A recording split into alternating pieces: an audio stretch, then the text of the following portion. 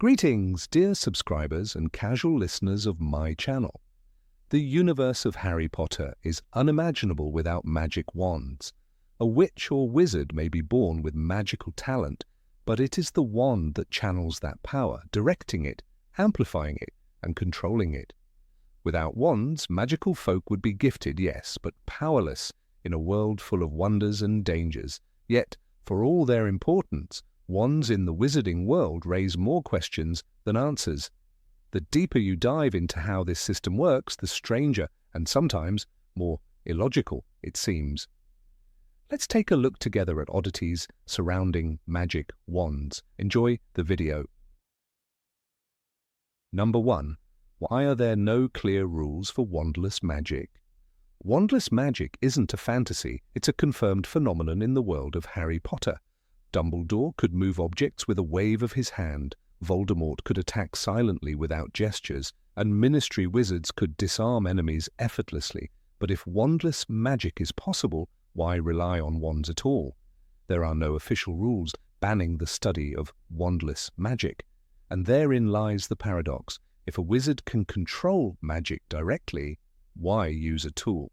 Why doesn't Hogwarts teach this technique, even though it may be not only more efficient, but potentially more dangerous? It feels as if the rules of wandless magic were made up on the fly, and that's likely why no one uses it, even though they could. Number 2. Doesn't wand specialization put Hogwarts students at a disadvantage? Every wand is unique. Some students get a wand with a dragon heartstring core. Their spells become strong, flashy, and easy to master. Others end up with a unicorn hair core and suddenly find themselves limited, especially in the dark arts. And yet all these children follow the same school curriculum. They take the same exams, are graded by the same standards, and compete for the same academic success. How is this fair when their tools are fundamentally different? How do you evaluate a student with a slower wand if their potential is clearly lower than another's? It's not just odd, it feels blatantly unfair. Number 3. Why do magic wands almost never break? A wand is a slender piece of wood, albeit strengthened by magic. It's constantly in a child's possession, often with no case, no protection, not even much care. And yet wands almost never break. Even after battles, falls, duels, curses, and escapes, a wizard emerges intact, wand still in hand. That doesn't feel accidental, it's suspicious. Why are they so durable? Why doesn't the magical world face constant wand replacements? You'd think they were made of titanium, not wood. Number 4. Why don't wizards lose their wands more often? Hogwarts is a place of chaos. The castle has a life of its own. Staircases shift, doors vanish, ghosts scare students, and kids constantly misplace books, cauldrons, and brooms. But somehow, wands are rarely lost. A first year might forget a textbook in class, but never their wand. They never leave it on a windowsill, drop it in the library, let it blow away on the Quidditch pitch. For such a vital and tiny object, you'd expect it to get lost all the time. And yet, it hardly ever happens. Number 5. Why do wizards pass down wands through inheritance? The wand chooses the wizard, says Ollivander. So why would anyone use a wand that never chose them? Ron Weasley is a perfect example. He inherited Charlie's old wand. The result? His spells misfire and Ron develops a deep sense of inadequacy. But don't wizards realize that someone else's wand is like someone else's shoes? Sure, you can wear them, but it'll never feel quite right. Still, passing wands down is common in the magical world. Even Neville Longbottom used his father's wand until 5th year. Only after getting his own did his talents truly flourish. Why would magical families, who supposedly revere magic, choose to economize on the one tool that defines a wizard's power? Number 6. Where do all the phoenix feather wands come from? Ollivander claims to use only 3 core types: phoenix feather, unicorn hair, and dragon heartstring. Yet all 3 come from incredibly rare creatures, especially phoenixes, which are said to be nearly extinct. And still, he always seems to have phoenix feather wands in stock. How does he obtain them? Why haven't the supplies run dry if phoenixes are so few? And most of all, why does no one in the wizarding world ask this question? It's like selling jewelry made of griffin feathers, exotic, suspicious, and wildly implausible. Number 7, how were magic wands invented in the first place? And finally, the biggest question of all, why did wizards need wands in the first place? According to legends, the first magic wands came from the Druids, a culture that worshipped trees and thus turned wood into a magical conduit. But in a world where magic flows through your veins and is passed through bloodlines, why would anyone need a stick to wield it? It's a strange paradox. A wand is needed to control magic, but to make a wand, one already needs magic. So a wand is required to create a wand. This logical loop remains unresolved to this day. Number 8. Why don't wands need recharging or upgrades? Harry used his wand every day for 6 years. Charms, duels, fire, patronuses. It never dulled. It never sparked oddly or needed repair until it broke in the forest. And even then, not from wear, but from sheer violence. "I'm going to fix my wand," he told Hermione later, and he did, using the Elder Wand. But no one ever said it needed maintenance, no tuning, no recharging. Unlike brooms which wear out, or potion stores which run dry, wands just work forever. If a wand channels the wizard's magic, does that mean a wizard has infinite power? Dumbledore once told Harry, "It is our choices that show what we truly are." But those choices seem powered by something endless.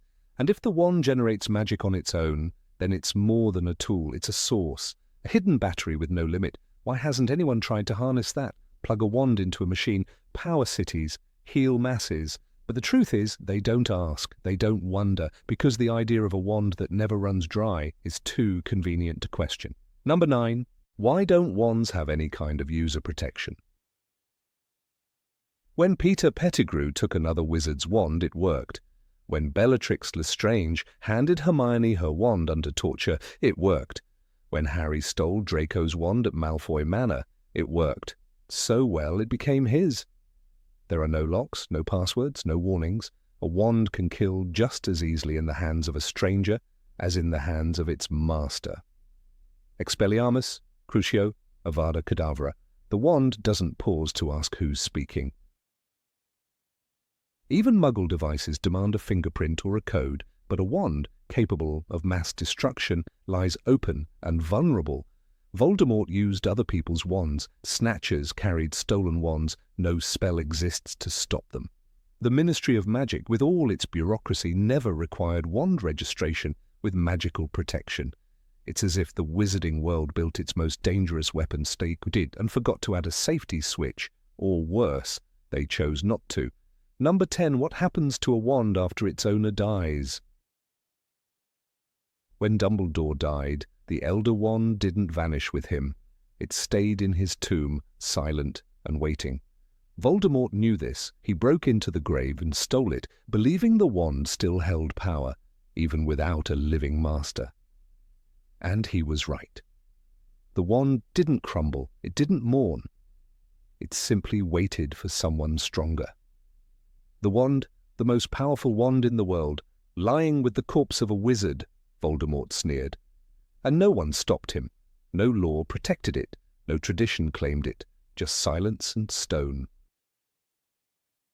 What happens to ordinary wands when their owners die? No one says.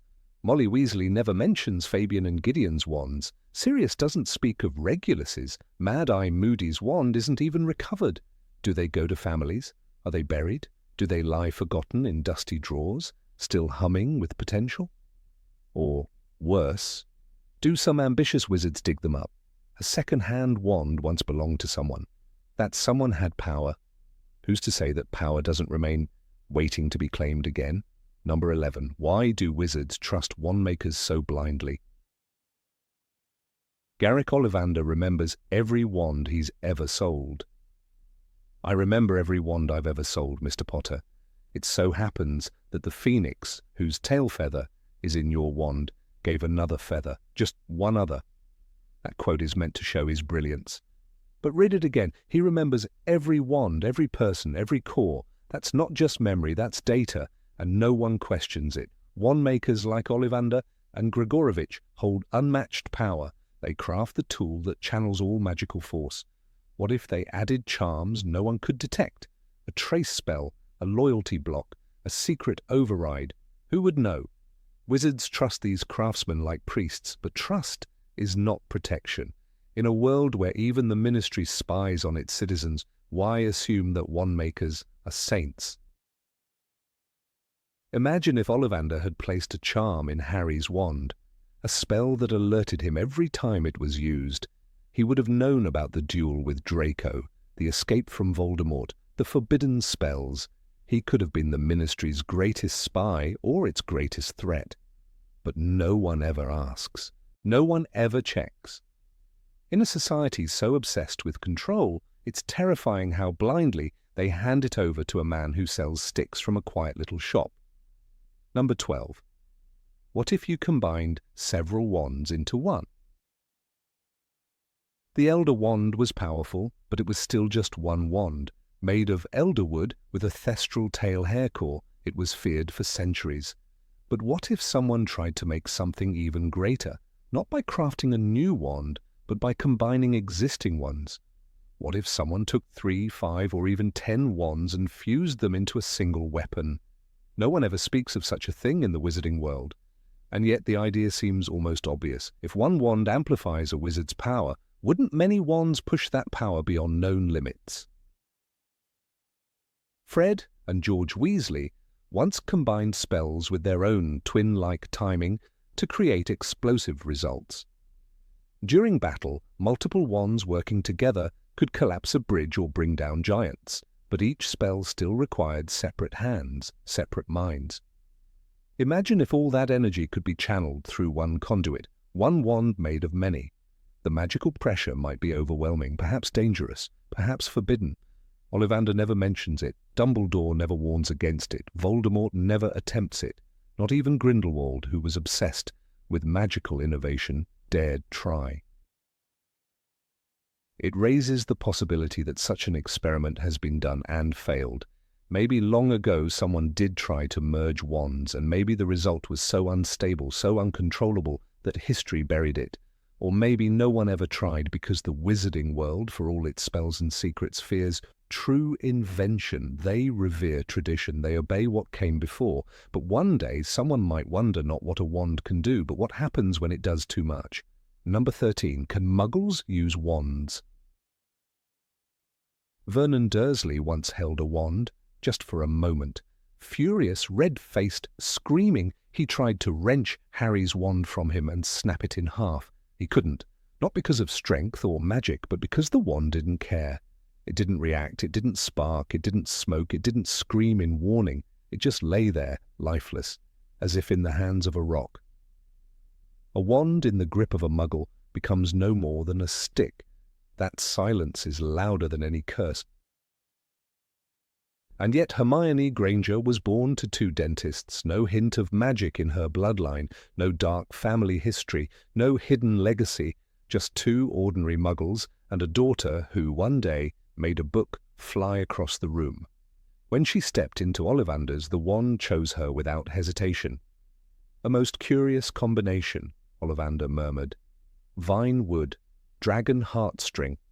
And from that moment, she was unstoppable, the brightest witch of her age.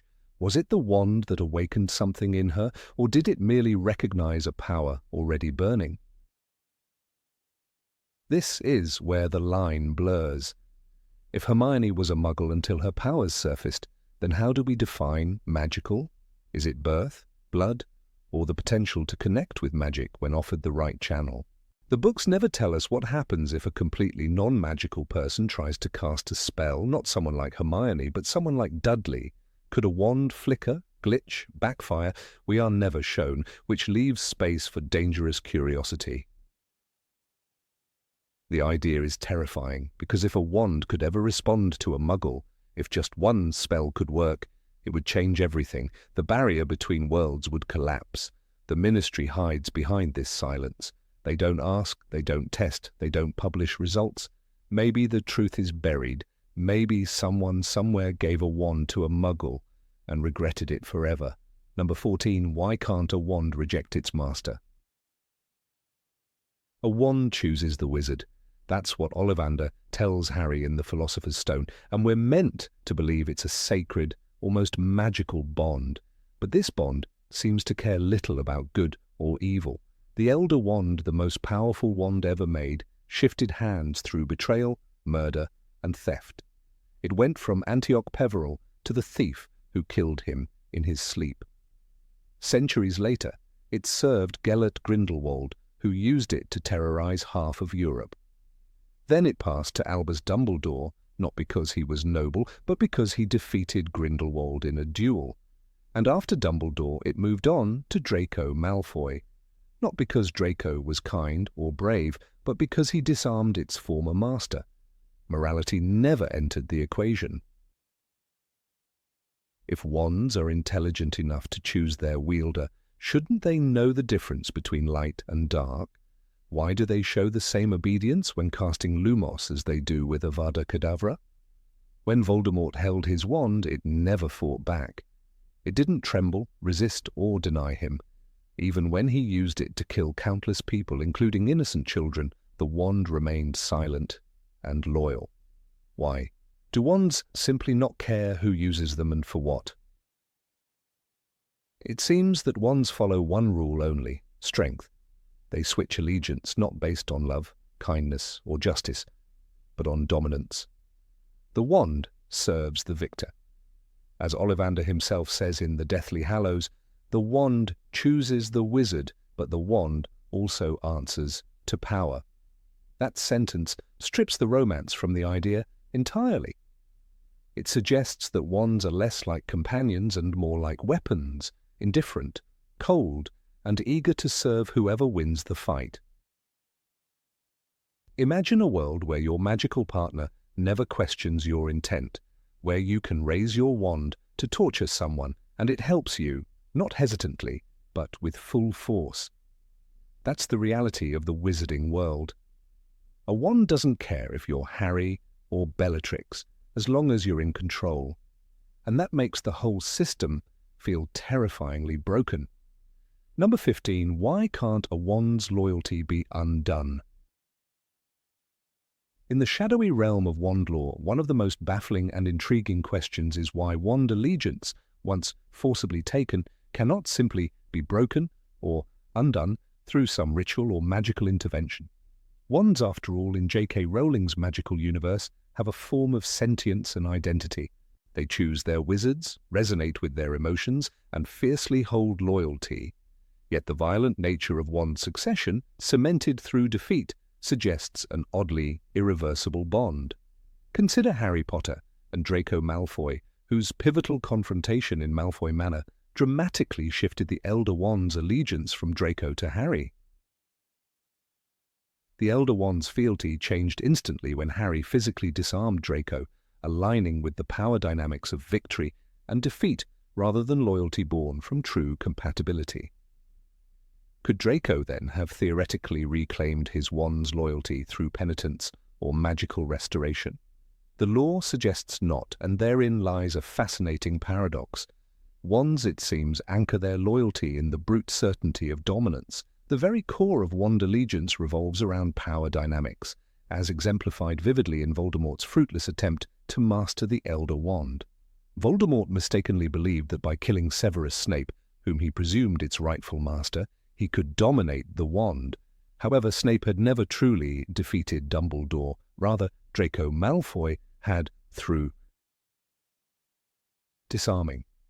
As Ollivander once cryptically stated, the wand chooses the wizard, yet this choice seems contingent upon dominance rather than any deeper moral or emotional connection. Voldemort's misunderstanding proved fatal, illuminating the stark simplicity and unforgiving nature of wand allegiance. Defeat defines mastership absolutely, leaving no room for regret or redemption. An excellent example of the immutability of wand allegiance lies within the tragic arc of Draco Malfoy himself. After losing the Elder Wand's allegiance to Harry in Malfoy Manor, Draco was never again able to regain control of it, despite the profound personal transformation he underwent. Draco had not only lost a tool but also symbolically lost a part of his magical agency, although he later became disillusioned with the violent ideology of Voldemort's regime. The wand's allegiance had shifted permanently, indifferent to Draco's changed intentions or remorse. Wand law, in this context, seems to disregard the complex human capacity for growth, reinforcing a harsher principle. Magical bonds forged in violence and defeat remain absolute. This rigidity of wand allegiance points toward a deeper philosophical aspect of wand magic. Albus Dumbledore, the wise and powerful headmaster of Hogwarts, notably explored the ethics of wand allegiance indirectly through his actions. When Draco Malfoy disarmed Dumbledore atop the astronomy tower, the Elder Wand immediately recognized Draco as its new master, despite Draco being unaware of this allegiance. Later, Harry's disarming of Draco transferred that allegiance once more. Dumbledore's understanding that power gained by force could be tempered or even concealed, but not reversed, highlights the severe limitations built into wand magic.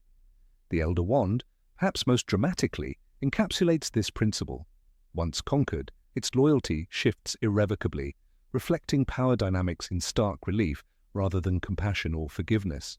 Moreover, the permanence of wand allegiance also raises uncomfortable questions about the underlying nature of magic itself. Wand magic, embodied in the Elder Wand, seems to emphasize strength and victory above emotional connection or personal integrity. Rowling makes it clear through characters like Snape and Draco that redemption and remorse do not influence wand allegiance. Snape, arguably the most deeply remorseful and complex character, could not command the Elder Wand because he never truly dominated its previous owner. His extensive moral journey, sacrifices, and redemption arc meant nothing to the wand's allegiance. Snape's profound internal transformation remained invisible to the harsh calculus of magical dominance, suggesting wand allegiance operates under a brutal logic entirely indifferent to human morality or repentance.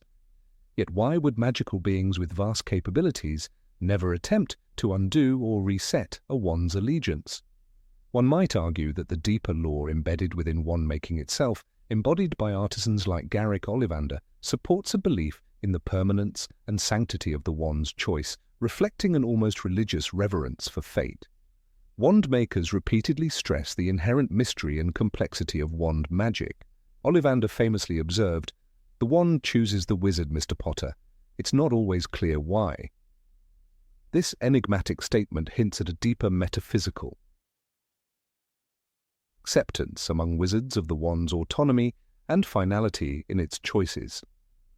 Breaking or resetting allegiance through a ritual would perhaps violate some sacred, unwritten law of magical order, an unspoken agreement between wizardkind and wandkind.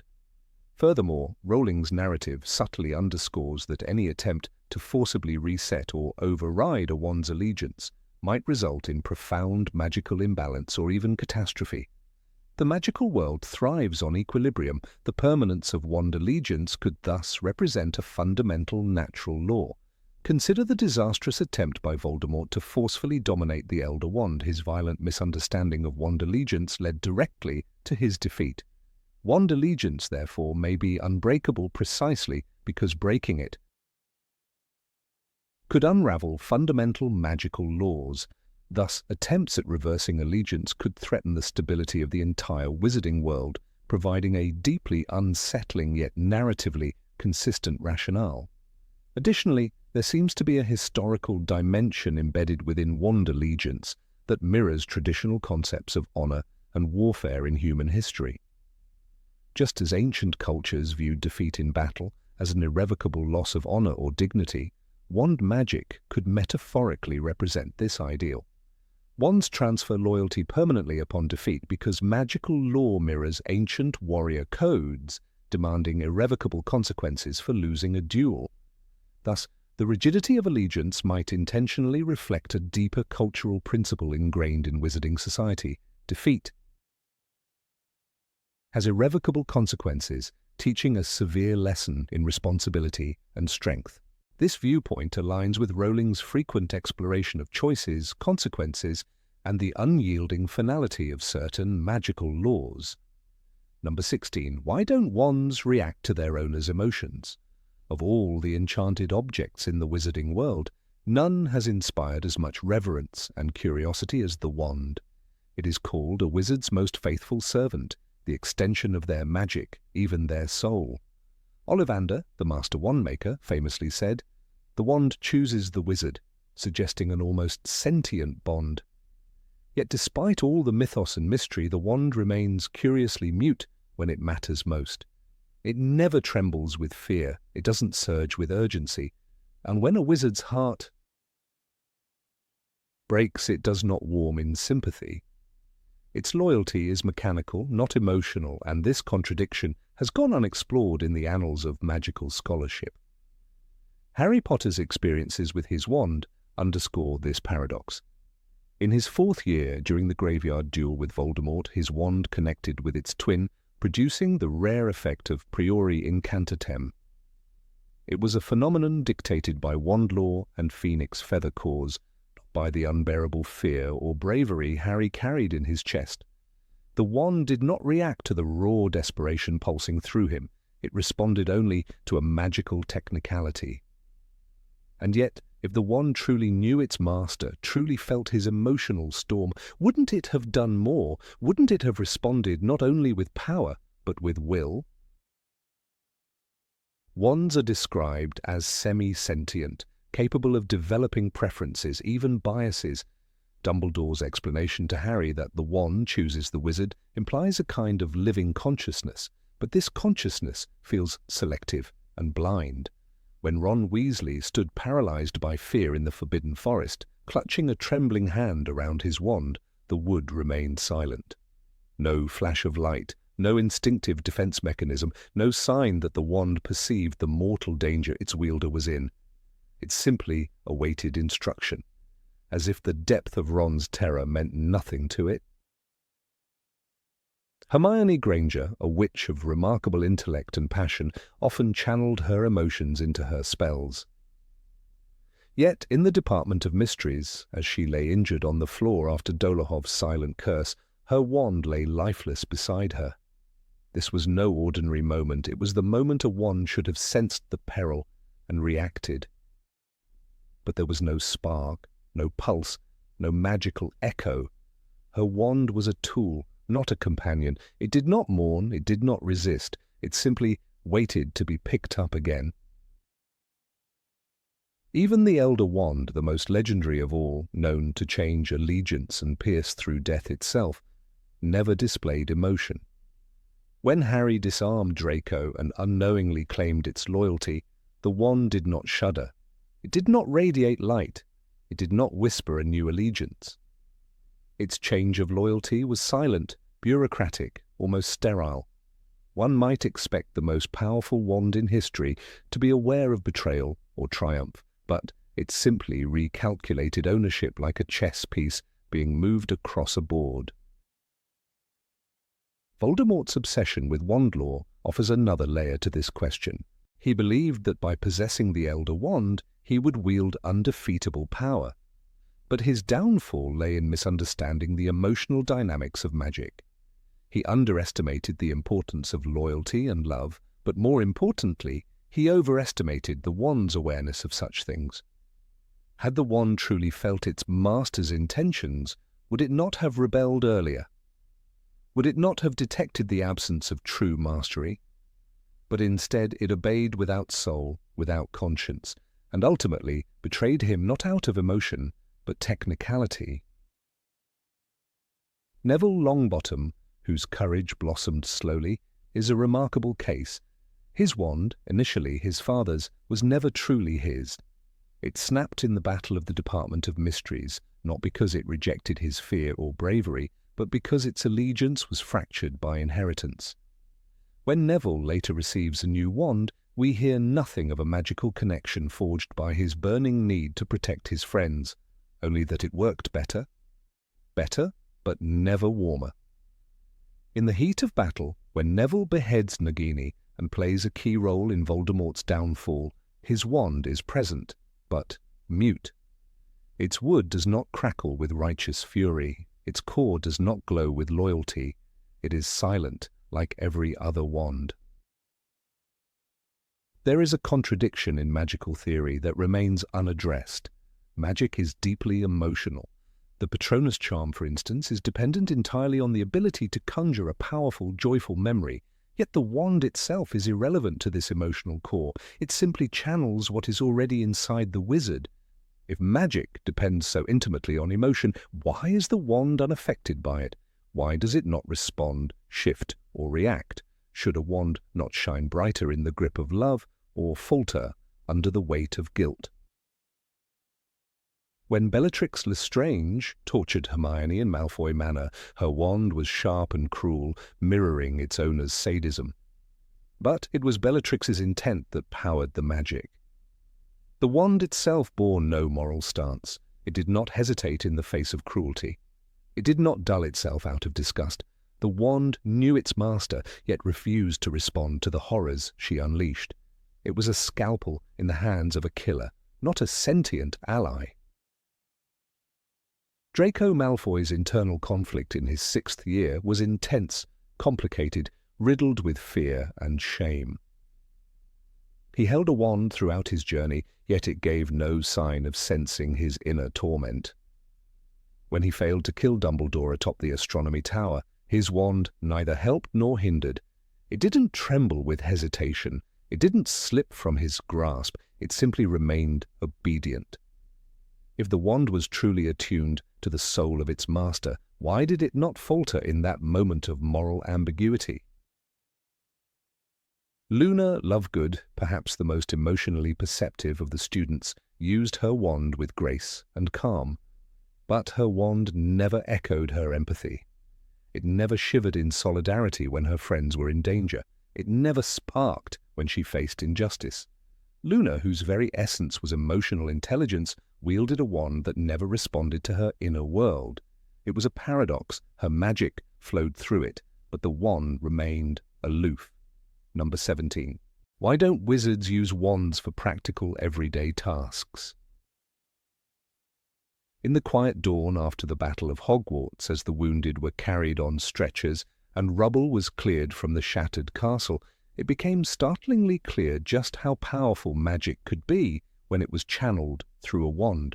Broken bones were mended in seconds, fires were doused with a flick of the wrist, and massive stones were levitated back into their rightful place.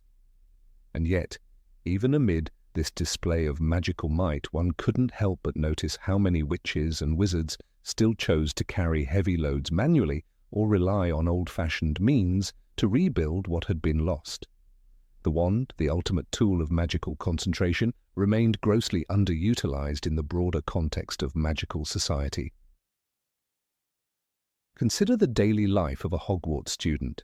Even though they learn Wingardium Leviosa in their very first year, they are still seen dragging their trunks through train stations and hoisting them onto racks. In Harry Potter and the Philosopher's Stone, the scene is practically iconic. Students straining with luggage on platform 9 3/4, owls hooting, cats yowling, and not a single levitating suitcase in sight. Why wouldn't they simply enchant their trunks to float beside them? If children are taught levitation at age 11, why does that knowledge stop at floating feathers? When Arthur Weasley visits the Muggle world, he is fascinated by electric plugs and rubber ducks, not by the glaring inefficiencies of wizarding transportation or household maintenance. Wands can light fires, repair objects, and clean rooms in seconds. Yet in the Burrow, Molly Weasley still stirs her own pots, knits with enchanted needles out of sentiment rather than need, and cooks meals that take hours.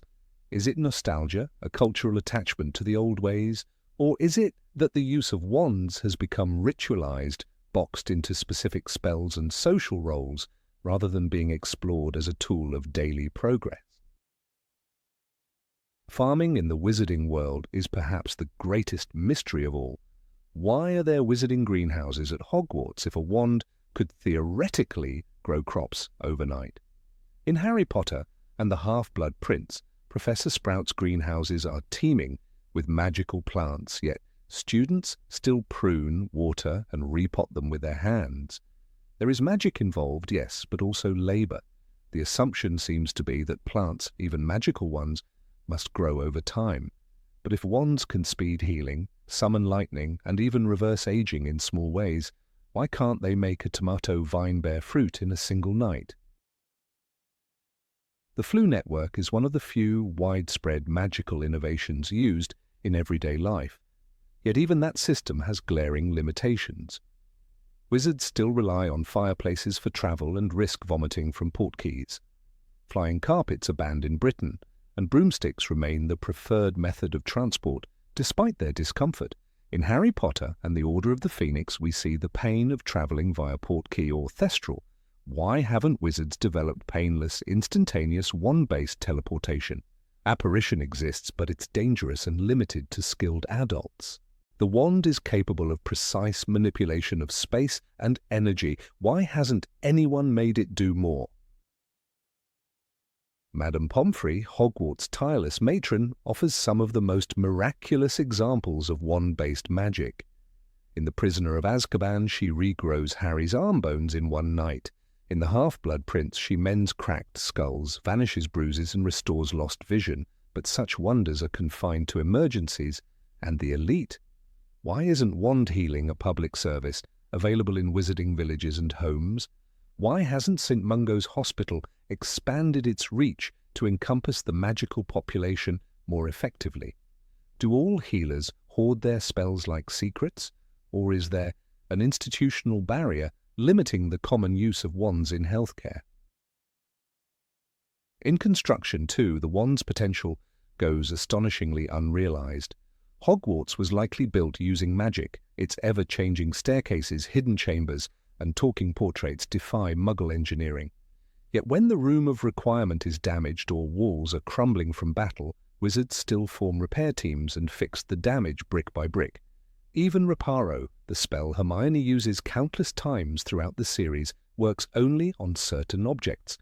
When Ron Weasley breaks his wand in Chamber of Secrets, it resists repair entirely. Why can't wands be used to reinforce architecture, smooth stone, or lay foundations in mere moments? This deliberate limitation extends to education. Students at Hogwarts learn only a narrow range of practical spells, most of which have very specific use cases. A vast majority of the curriculum focuses on theory, magical history, and care of magical creatures. Subjects like arithmancy and ancient runes delve into symbolic understanding, not practical invention. Why is there no innovation department, no magical engineering class, no structured experimentation with wand utility? In a world where Fred and George Weasley create joke products capable of stunning a troll, how is there not a ministry-backed R&D division? Wand magic has also failed to evolve with the times. Wizards still send letters by owl despite being able to conjure patronuses that speak, fly, and deliver messages over vast distances. Kingsley Shacklebolt uses a patronus to send a message across hundreds of miles. Why isn't this spell standard in communication? Is the owl post a charming tradition or an example of magical stagnation? If magic has a cost, it is not discussed. If it has limitations, they remain unexplored. If it must be earned through study, then the system seems rigged to delay progress rather than pursue it. The house elves, among the most powerful and efficient magical beings in the wizarding world, wield wandless magic that makes human spells look primitive. Dobby can apparate into Hogwarts when no one else can. Creature can teleport multiple people. They can clean entire houses in seconds, and yet they are treated as servants rather than collaborators. Why haven't wizards studied or emulated their methods? If wands are merely tools for channeling magic, surely their design could be improved by understanding other magical beings' capabilities. Number 18. Why hasn't anyone created a universal wand? Of all the curious questions that the magical world has failed to address, one lingers with the stubborn weight of common sense. Why has no one created a universal wand? In a society where magic permeates every thread of daily life, from breakfast spells to dark curses, it seems baffling that a simple concept, one wand that fits all, has not only been ignored, but outright resisted. Wands, as it stands, are deeply personal. "The wand chooses the wizard," says Mr. Ollivander, the revered wand-maker, with the gravity of Scripture, but that very phrase raises suspicion. If a wand must choose, what happens when there is no time to be chosen? In the chaos of the Battle of Hogwarts, when wands shattered and spells flew like arrows, there was no elegant matchmaking between wand and wielder. Witches and wizards scrambled to pick up fallen wands. Some found success. Others, like Ron Weasley when he used a broken wand in Chamber of Secrets, faced dire magical misfires. The lack of a neutral, adaptable wand, a magical tool that could function adequately in any hand, was not just an inconvenience. It was a liability. It may have cost lives. Wand lore, an ancient and secretive craft, rests upon two unshakable tenets, that each wand has a core and each wand has allegiance. But what if the very rigidity of that tradition is the obstacle? Ollivander himself admitted in the Deathly Hallows that the wand chooses the wizard. That much has always been clear to those of us who have studied wand lore, and yet he also acknowledged inconsistencies, how wands could change their loyalty, especially if the new master disarmed the old one. This contradiction hints at a truth the wand-makers may not wish to confront, that wand loyalty is mutable. If so, could it be engineered? One cannot ignore the practicality of a universal wand, especially in settings like Hogwarts. Students arrive at the castle at the age of 11, most never having held a wand before. They undergo the process of wand selection at Ollivander's or a similar establishment, but the risk is real. What if the wand does not truly suit them? Hermione Granger, despite being a brilliant witch, had to undergo the same basic selection as anyone else. What if she had been given a wand not responsive to her intellect but to her emotions? The margin of error is invisible, but it may be wide. Furthermore, magical emergencies demand tools that can adapt. In the Department of Mysteries, when Harry and his friends faced Death Eaters, only the luck of holding on to their wands allowed them to cast protective spells. Had any of them dropped their wands, they would have been helpless. There was no secondary system in place, no backup, no universally adaptable wand for students or aurors alike. In the Muggle world, we scoff at the idea of a single key opening all doors, yet we carry master keys and digital override systems. Why is magic lagging behind? There have been instances, scattered and anecdotal, of wands functioning in unfamiliar hands. Draco Malfoy's wand, seized by Harry Potter, began to answer to its new master. This handover had no ceremony, no approval from Ollivander, no blessing by the Ministry of Magic. The wand simply adjusted. A self-aware wand, and if it could do that, what prevents the creation of a wand that does so on command, or one that accepts the touch of any magical hand? The resistance may be more cultural than technical. Wand ownership in the wizarding world carries the weight of identity. To strip away that bond may be seen as stripping away selfhood. But this is superstition masquerading as principle. The wizarding world is notorious for its attachment to tradition, sometimes to the point of stagnation. When Arthur Weasley studied Muggle artifacts, he was mocked. His fascination with plugs and batteries was seen as foolish. But Arthur understood something deeper. Flexibility in tools breeds flexibility in thinking. Suppose, for argument's sake, that a universal wand was created. Its core could be engineered from a hybrid material, perhaps a blend of phoenix feather, dragon heartstring, and unicorn hair, balanced through a stabilizing charm that allows it to detect and respond to the magical signature of its current holder. The wood could be transfigurable, changing length, density, or grip, depending on the user's style. The technology, magical as it may be, would not be radically more complex than the Room of Requirement, which can sense desire and manifest objects accordingly. The idea is not entirely alien. Consider the Elder Wand. According to the Tales of Beedle the Bard, the wand passes loyalty from one master to the next through defeat. But its power lies not in blind obedience but in sensitivity, It tunes itself to the will of the most dominant magical force, that is essentially a primitive form of universality. The Elder Wand can, in theory, be used by anyone, provided they assert control. Why has no one tried to replicate this property in a less dangerous form? Fear is likely the answer. The Elder Wand is feared because it invites bloodshed. It has a history soaked in death. To create a wand that obeys anyone might seem like resurrecting that legacy, but the fault lies not in the wand but in the user. A universal wand need not be all-powerful. It need only be all-compatible. The concept also unsettles the wand makers. If wands become mass-produced items without the need for specialized fitting, it would collapse the artisanal monopoly held by makers like Ollivander, Grigorovich, and others. Much like Muggle industries resisting automation, the wand law community may instinctively recoil from the notion of scalable, adaptable wands. It challenges their role as gatekeepers. The Ministry of Magic, too, has little incentive to support universal wands. A standardized magical tool would require oversight, regulation, perhaps even public distribution. That threatens the delicate structure of magical secrecy and class hierarchy. If any wizard could use any wand, what separates the trained from the untrained, the elite from the common? The universal wand would be a democratizing force, and that is precisely why it remains a fantasy. Even Hogwarts might oppose it.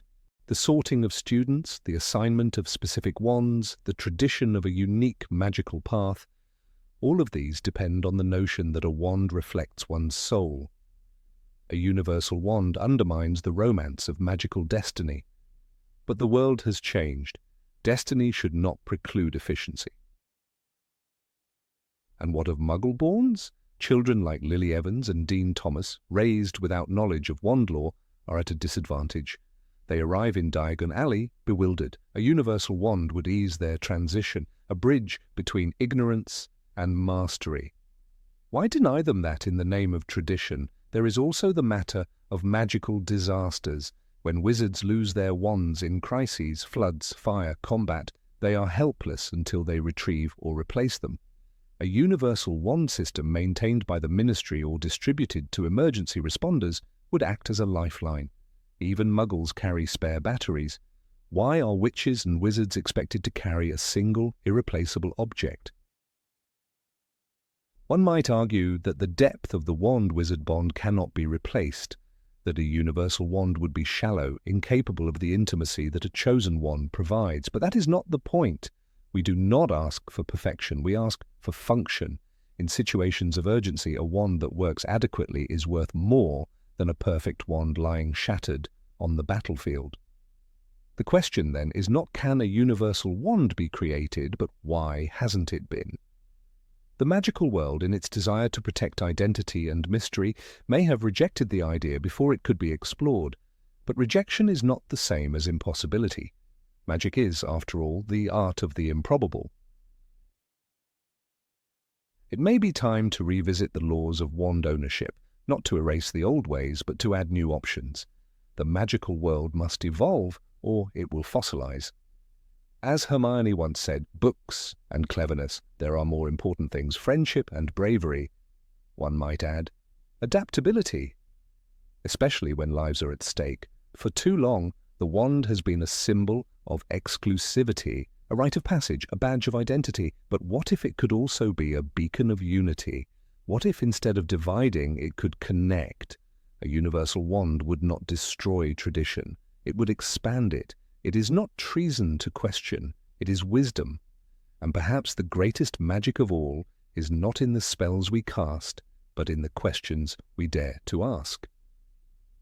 Number 19. Why can't a wand reject its master? Wands, we are told, are not lifeless sticks of enchanted wood. They are quasi-sentient, according to Garrick Ollivander, the greatest wand-maker of the age. They are capable of learning, adapting, remembering. The wand chooses the wizard. This idea is repeated so often in the series that it becomes almost a law of nature in the magical world. But like many mystical statements, it leaves behind a trail of uncomfortable contradictions. If the wand is capable of choice, of preference, then why does it not refuse? Why does it not rebel when the chosen master defies everything magic was meant to protect? Why does a wand not, at some terrible moment, draw a line and declare, enough? Tom Riddle's wand was made of yew, 13.5 inches, with a phoenix feather core. That feather came from Fawkes, the same phoenix whose twin feather lived inside Harry Potter's holly wand.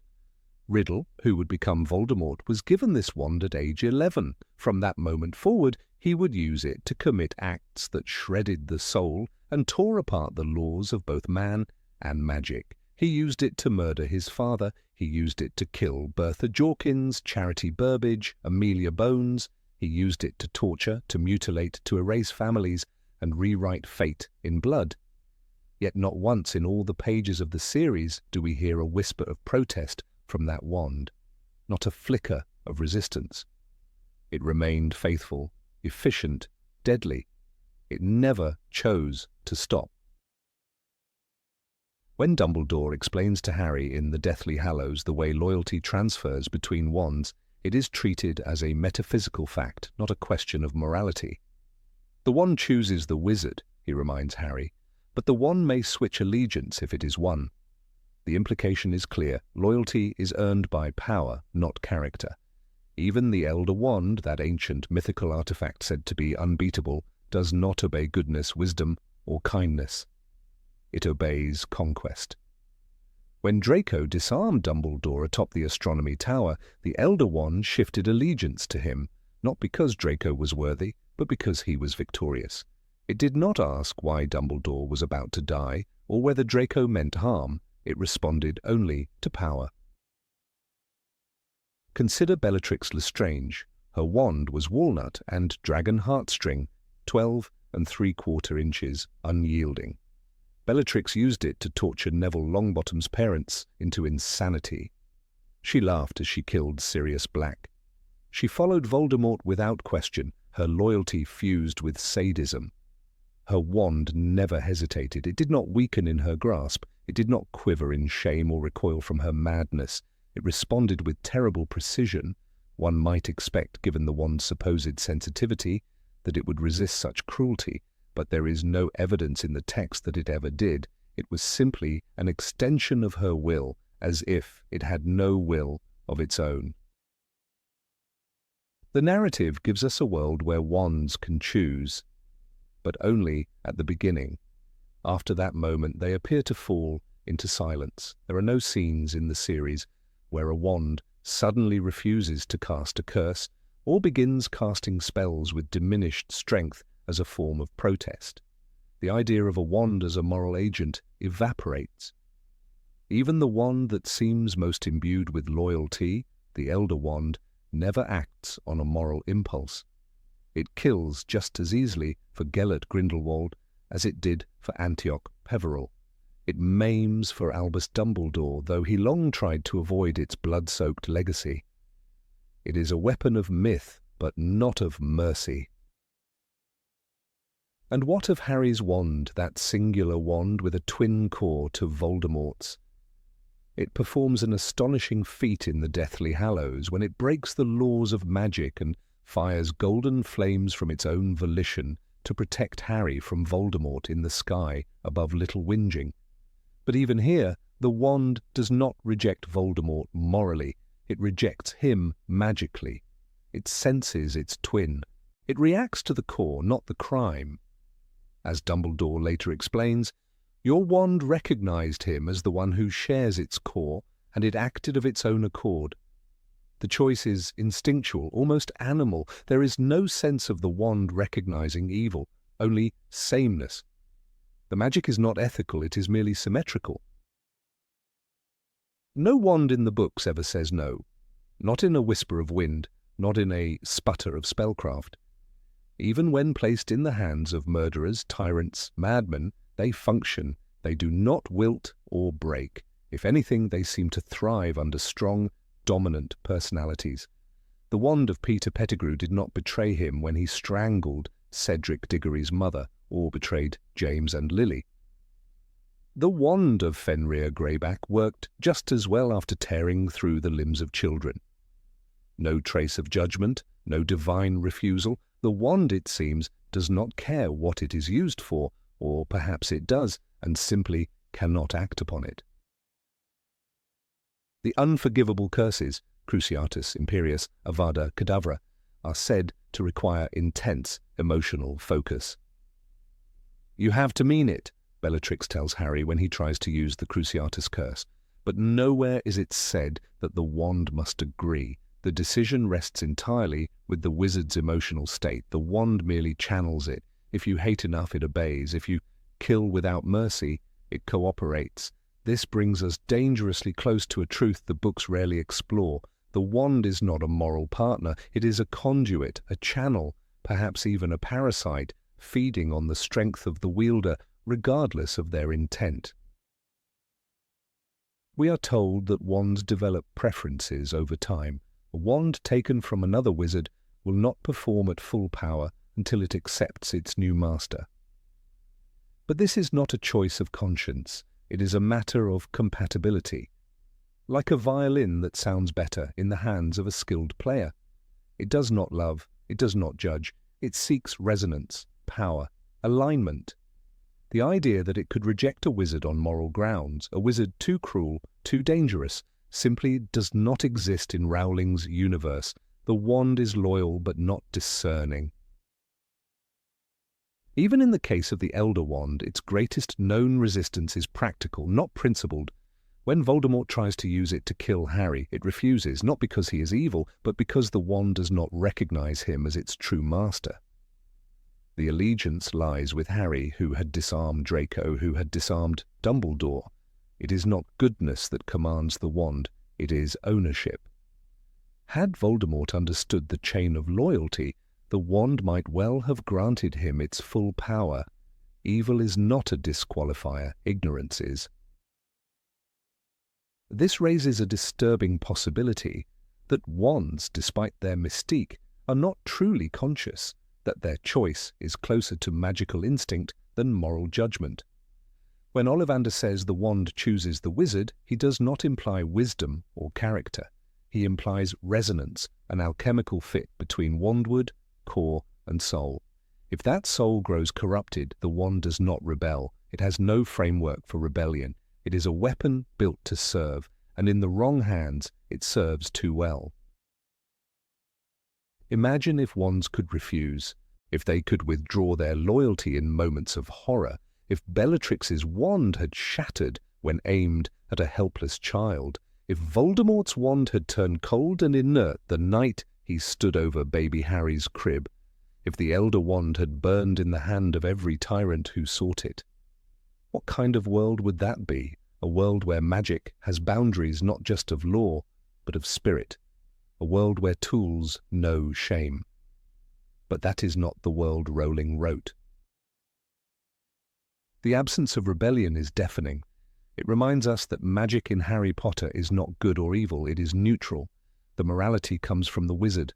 The tool is never to blame, but this feels uncomfortably close to absolving the instrument of responsibility. If a wand can choose once, why not twice? Why is it allowed to fall silent forever after its first choice? Why is it more loyal than it is wise?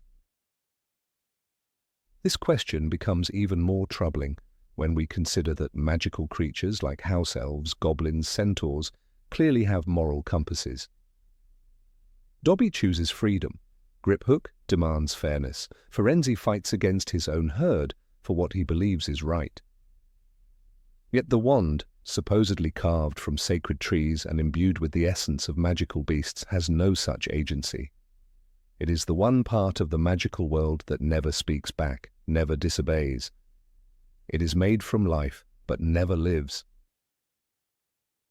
And perhaps this is the most chilling truth of all, that the wand, for all its mystique, is a reflection of its wielder, not a mirror of conscience, but of will. It does not guide, it obeys, it does not warn, it serves.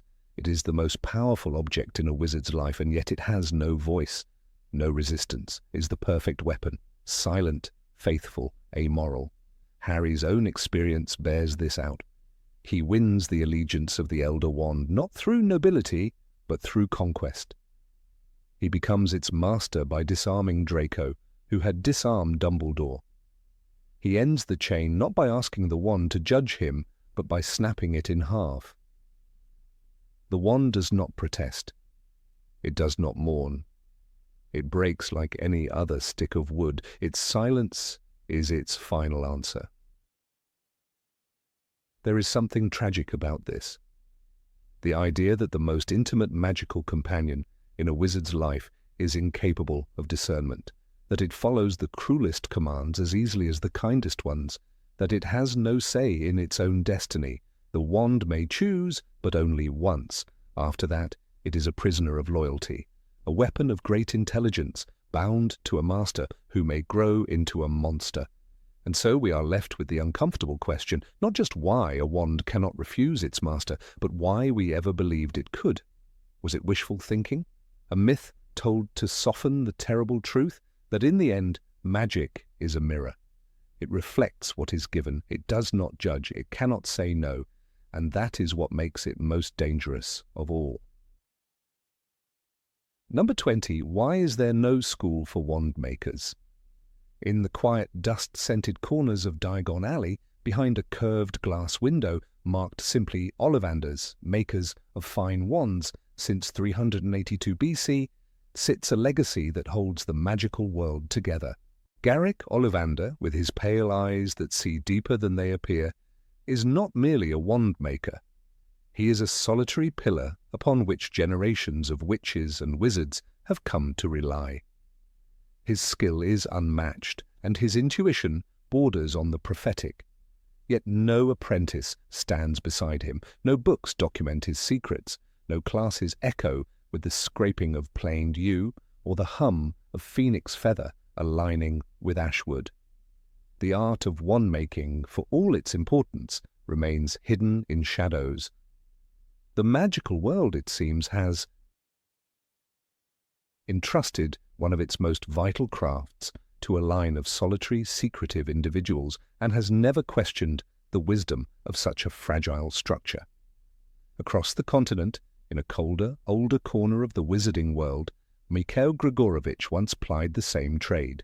He, too, worked alone, occasionally mentioned in whispers or brief newspaper columns, and like Ollivander, he carried the burden of knowledge that could shape or shatter a wizard's life. His ambition led him to attempt innovation, to capture the power of the Elder Wand, the mythical death stick, and for that he paid the ultimate price. Yet even in his downfall, no successors emerged, no protégé stepped forward, no academy in Durmstrang, Beauxbatons or Ilvermorny offers so much as a module on wand lore. There is a conspicuous void in magical education, one that threatens the entire infrastructure of wizarding society. A wand, after all, is not merely a tool. It is the extension of a wizard's soul, a companion in every duel, a translator between intent and action. Harry Potter's own relationship with his holly and phoenix feather wand proves this. Their bond is so unique, so unbreakable, that even Voldemort's attempts to overpower it through the use of another wand failed. As Ollivander explained in Harry Potter and the Goblet of Fire, the wand chooses the wizard. But who teaches the wand to choose? Who teaches the wizard to understand what that choice means? The answer is no one. The process remains mystical, artisan, almost religious, passed in silence, inherited in blood or vanishing. With the grave, why has no one institutionalized this craft? Why does Hogwarts, which offers elective classes on divination and care of magical creatures, not offer a single lesson on wand construction, wand repair, or core theory? Students spend 7 years mastering the spells that wands produce, but none learning how the instrument is made. Even in magical theory by Adalbert Waffling, often referenced in academic discussions, the physical conduit of magic is barely discussed. It's as if the wand is to be accepted as sacred, mysterious, untouchable, even by those who depend on it to live. This silence becomes more alarming when one considers how few wand makers the world seems to have. In Britain, there is only Ollivander. In Eastern Europe, there was only Grigorovich. Beyond them, names like Shikoba Wolf in the United States, or Johannes Jonker, who carved his father's wand from the wood of a swamp cypress, exist more as folkloric figures than as mentors. Their methods are never published. Their apprentices, if any exist, are invisible. In a society that values lineage, tradition, and magical stability, it is an extraordinary risk to hinge so much on so few. Worse still, there seems to be no contingency plan. When Ollivander was kidnapped during the Second Wizarding War, the entire British magical community suffered a tremor. "Without Ollivander, who will make wands?" murmured wizards, their faces pale with anxiety. That question was not rhetorical. It was existential. The knowledge that governs wand law is so isolated that the loss of one man plunged the entire society into uncertainty. What happens when Ollivander dies? Who will inherit his knowledge? Does he even want someone to inherit it? Some might argue that wand law is too complex, too dangerous to teach widely. That, like potion making or legilimency, it demands more than just talent. It demands restraint, discipline, perhaps even secrecy. But that argument crumbles upon closer inspection. Subjects like defense against the dark arts involve far more danger, yet are still taught to children. The creation of magical objects like Horcruxes, forbidden though they are, has been recorded and understood. But wand-making, the bedrock of daily magic, remains the realm of myth. Consider the implications. If wand-makers were to disappear, new generations of wizards would be forced to rely on second-hand wands. Wands that, as Ollivander often noted, do not perform as well when they haven't chosen their new master. Harry's own struggle to use a wand he stole from a snatcher after losing his original proves this. His magic faltered, his control weakened. Only when he regained the Elder Wand, a wand with a new allegiance, did his power return. This means that every future wizard without access to a bespoke wand could become weaker, less precise, more vulnerable. In a world where magical threats still lurk, that is a terrifying prospect. Even wand repair is a mystery. When Hermione accidentally snapped Harry's wand during their escape from Nagini, it was deemed irreparable, even by Ollivander himself. Only the power of the Elder Wand, wielded by its true master, could restore it. Why is that the case? Why are there no enchantments or spells known to trained professionals that can mend a broken wand? If wand law were a subject of formal study, perhaps these mysteries could be solved, or at the very least recorded for future generations. The monopoly of knowledge also encourages exploitation. Imagine a less ethical wand-maker than Ollivander, someone who begins to overcharge, refuse service, or sell wands only to select bloodlines. With no competition and no regulation, that wand-maker would wield enormous power over magical society. A wand is not a luxury, it is a necessity, yet it remains subject to the whims of one artisan, with no oversight, no guild, no ethical code beyond personal honor. This is not merely inefficient, it is dangerous. We have historical precedent to fear such imbalances. During the rise of Grindelwald, Gregorovich's obsession with the Elder Wand made him vulnerable. His desire to harness its power exposed a flaw in the solitary model of wand law, a flaw that was exploited by both Grindelwald and Voldemort. These dark wizards did not create wands, they stole them, murdered for them, tried to subvert the very essence of wand allegiance. If the magical world had possessed a broader understanding of wand dynamics, a collective repository of knowledge, perhaps these crimes could have been anticipated, or at least mitigated. Even within Hogwarts, small signs of this vulnerability emerge. Ron Weasley, whose first wand was second-hand and cracked, often struggled with spellcasting until he acquired a wand that chose him. The difference was not just emotional. It was tangible, measurable. Spells became more reliable. Charms grew stronger. In the Chamber of Secrets, the wand backfires spectacularly on Ron when he attempts to cast a curse on Draco. The result? A slug-vomiting fiasco that became a school legend, all because of a wand that did not truly belong to him. A formal education in wand lore could prevent such dangers. Imagine a class at Hogwarts where students learned about the properties of different woods, the magical resonance of cores, the symbolism behind wand length and flexibility. Imagine essays on unicorn tail hair versus dragon heartstring, practical exams on wand repair, even duels where students test the difference between matched and unmatched wands. This would not only enrich their magical knowledge, it would empower them to understand their own identities as witches and wizards more fully. Such a curriculum could be led by a professor trained specifically in wand lore, a position that would finally acknowledge the field as one worthy of academic respect. That professor could come from a lineage of wand makers, or perhaps be the first of a new generation taught by Ollivander himself before his knowledge is lost forever.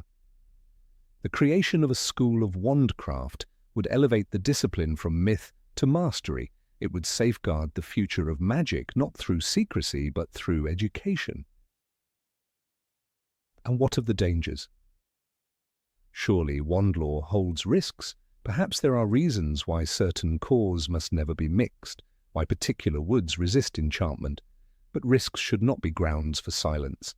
They should be met with caution, structure, and training. The magical world has long understood this in other disciplines. Even in the most volatile subjects, like transfiguration or potions, rules are established and students are supervised. Wand lore deserves the same. The failure to institutionalize wand-making also stifles innovation. What new cores remain undiscovered? What forgotten woods hidden in enchanted forests or lost to war might produce wands of rare harmony? The existence of the thestral tail hair in the Elder Wand proves that new discoveries are possible, even powerful ones. But in the current model, innovation relies on the rare curiosity of an isolated genius, not the collective effort of a magical community. Science in the Muggle world advanced through collaboration, journals, academies. Why does magic remain chained to isolation?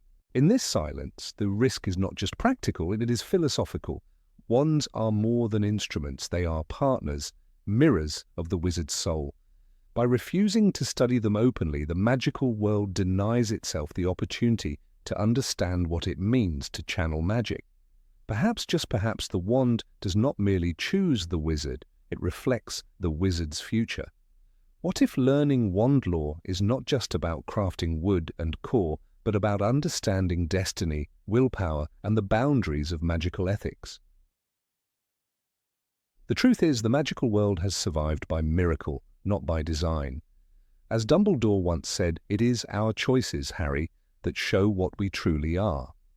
And yet in wand lore, choice is absent. There is no choice to learn, no path to mastery, no invitation to step into a tradition unless one is born into it. This is not how a healthy society sustains itself.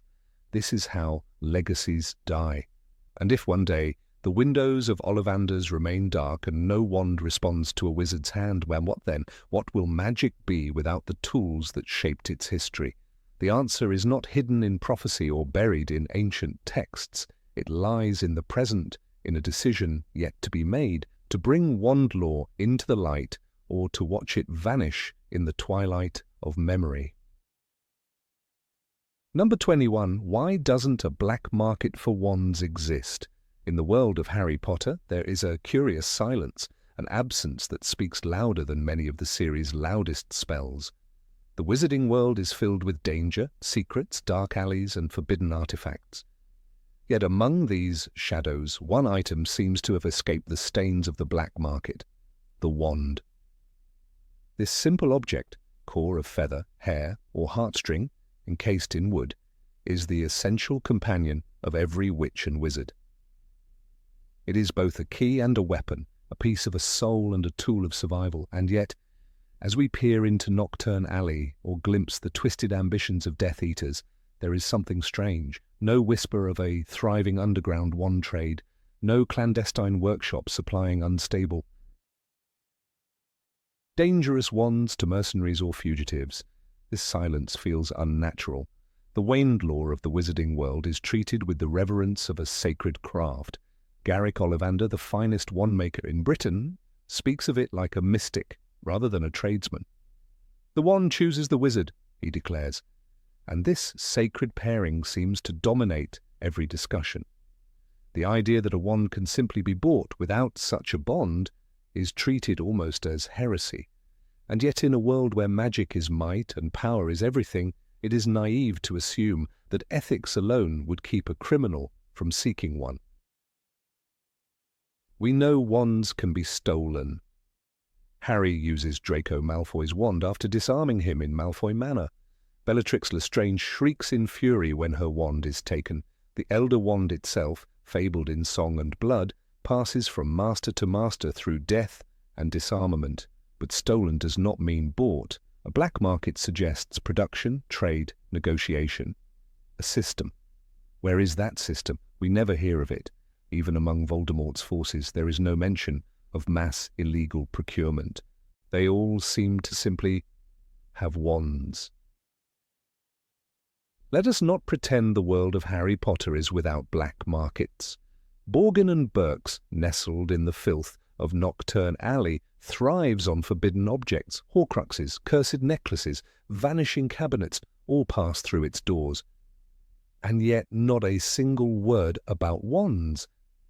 If there are illegal potions, if dangerous magical creatures can be traded, if artifacts of unimaginable horror can be smuggled, why is the wand, the very heart of a wizard's power, exempt? Consider Crumb, the famous Quidditch star.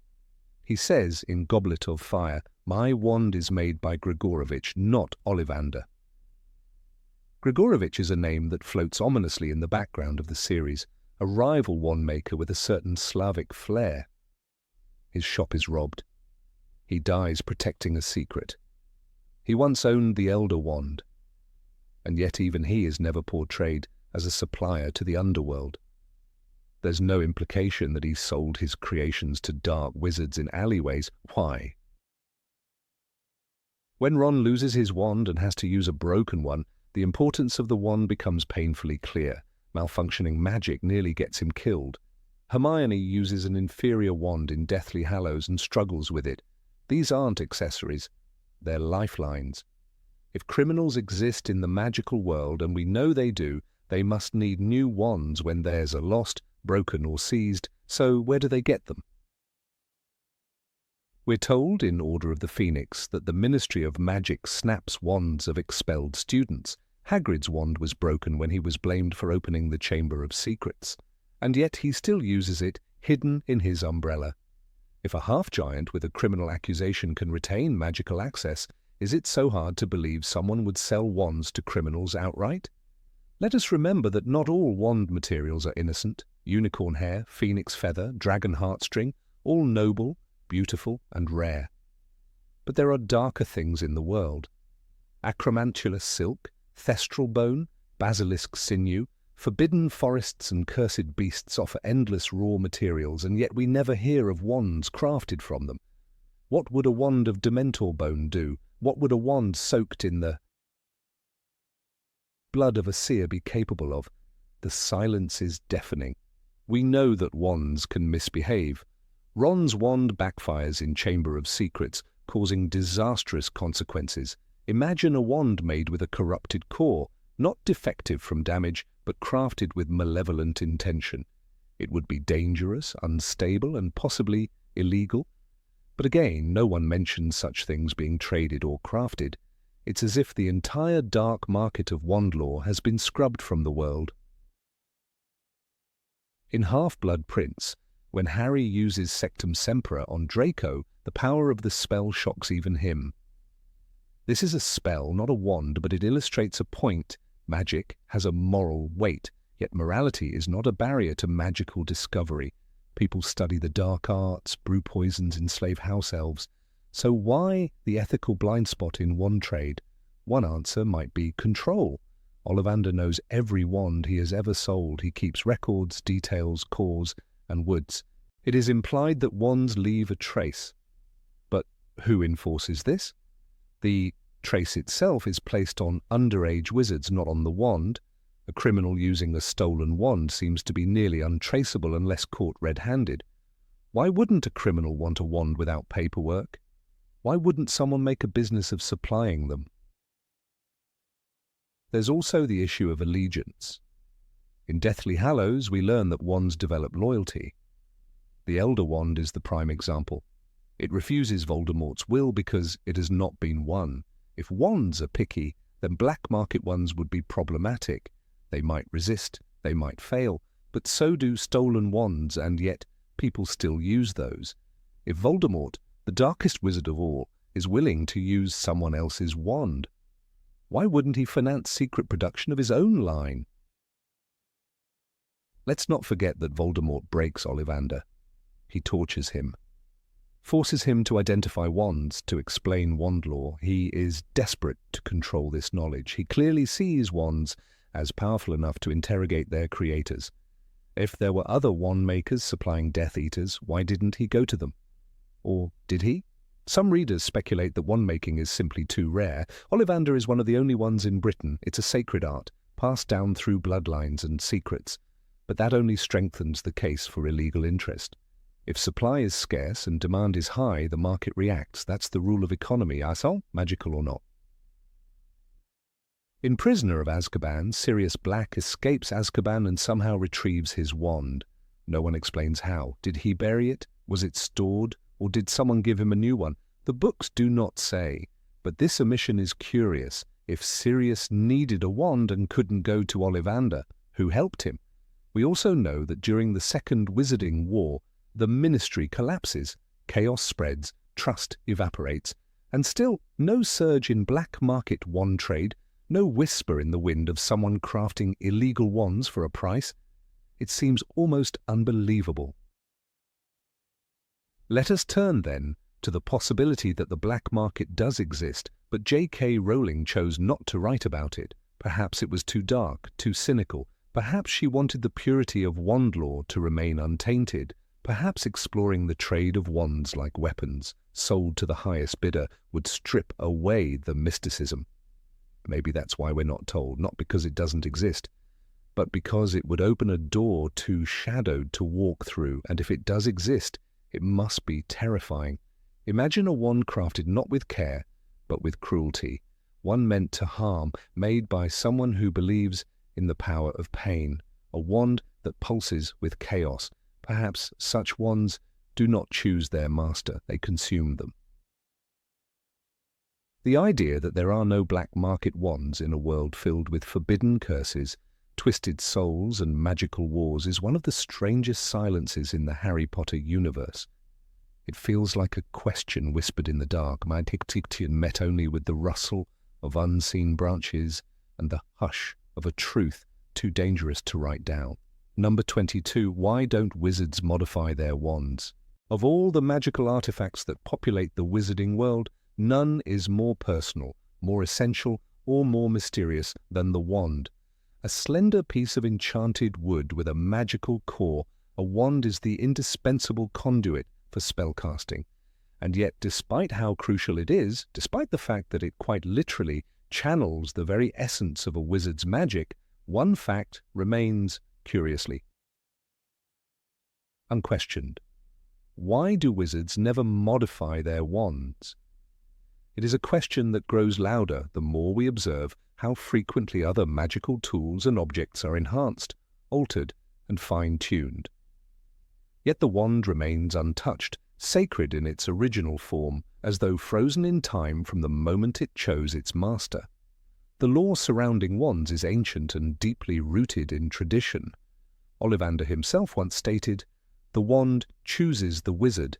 That much has always been clear to those of us who have studied wand lore. This phrase is repeated with such frequency and reverence that it assumes the weight of unchallengeable doctrine. But what if that assumption masks a reluctance to innovate? After all, wizards are not shy when it comes to enhancing broomsticks. Just look at the Nimbus 2000 or the Firebolt, each boasting superior speed, breaking charms and aerodynamic hexes. So why, in a world of evolving magical technology, are wands the only objects immune to such progress? We see clear examples of magical customization in other domains. When Fred and George Weasley developed their line of magical joke products, they embedded spells into everyday objects with remarkable finesse. Even enchanted coins used for secret communication within Dumbledore's army were modified galleons with protean charms applied by Hermione Granger herself. If a student in her 5th year can repurpose currency into a communication device, what stops a grown wizard from enhancing a wand with additional features?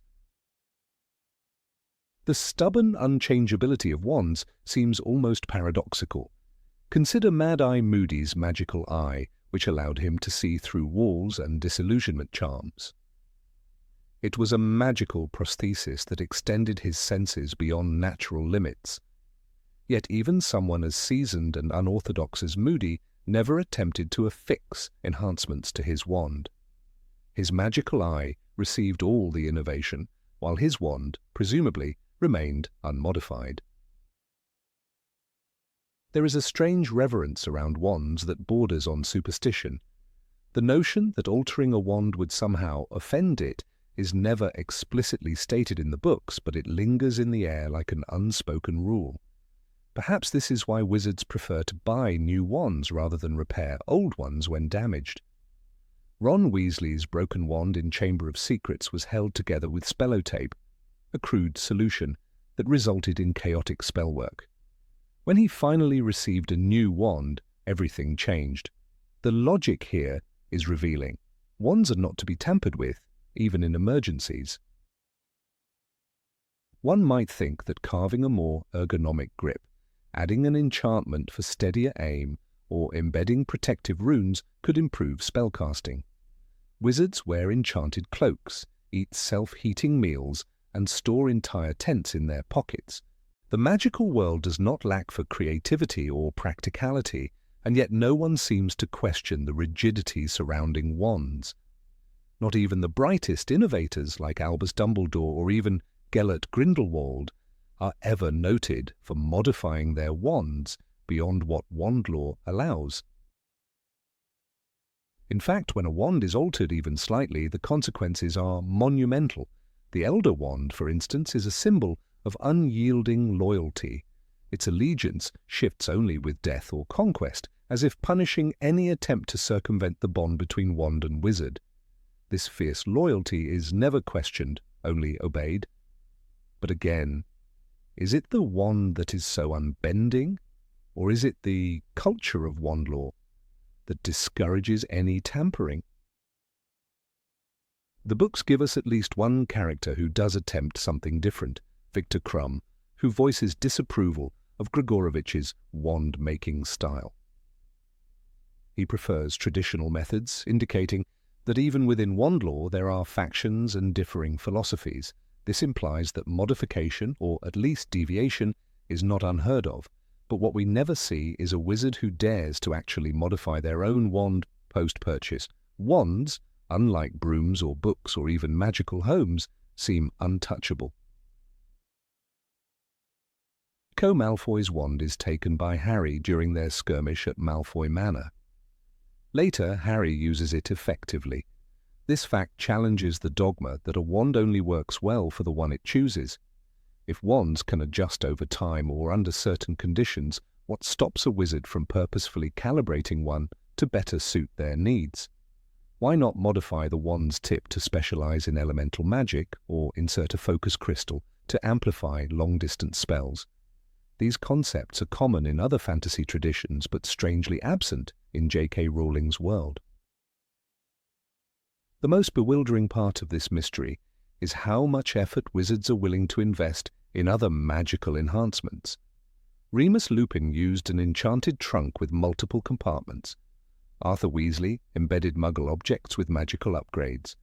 The very walls of Hogwarts shift and realign themselves under ancient enchantments. If even a building can adapt, surely a wand could be tuned to fit a user's unique strengths, fears, or magical tendencies. Instead, wizards adjust themselves. They learn to accommodate the wand's quirks, memorize incantations tailored to the wand's responsiveness, and adapt their grip or casting style. It is almost as if the wand is the master and the wizard the apprentice. The dynamic is reminiscent of a person who marries into a rigid household and is expected to adopt every custom without question, simply because that's how it's always been. Consider Neville Longbottom. For years he struggled with magic, and many assumed he was nearly a squib. But once he received a new wand, after the destruction of the one inherited from his father, his magical abilities blossomed. This transformation suggests that the right wand can unlock potential previously unseen. Yet even this does not prompt a re-evaluation of wand permanence. No one suggests taking the core of one wand and fusing it with the wood of another, or wrapping the handle in dragon hide to improve grip. Innovation is applied to every magical field, except the most central one.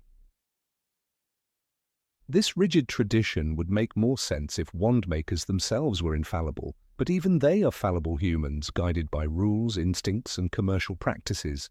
Ollivander, as brilliant as he is, still works within a narrow framework of acceptable core-wood combinations.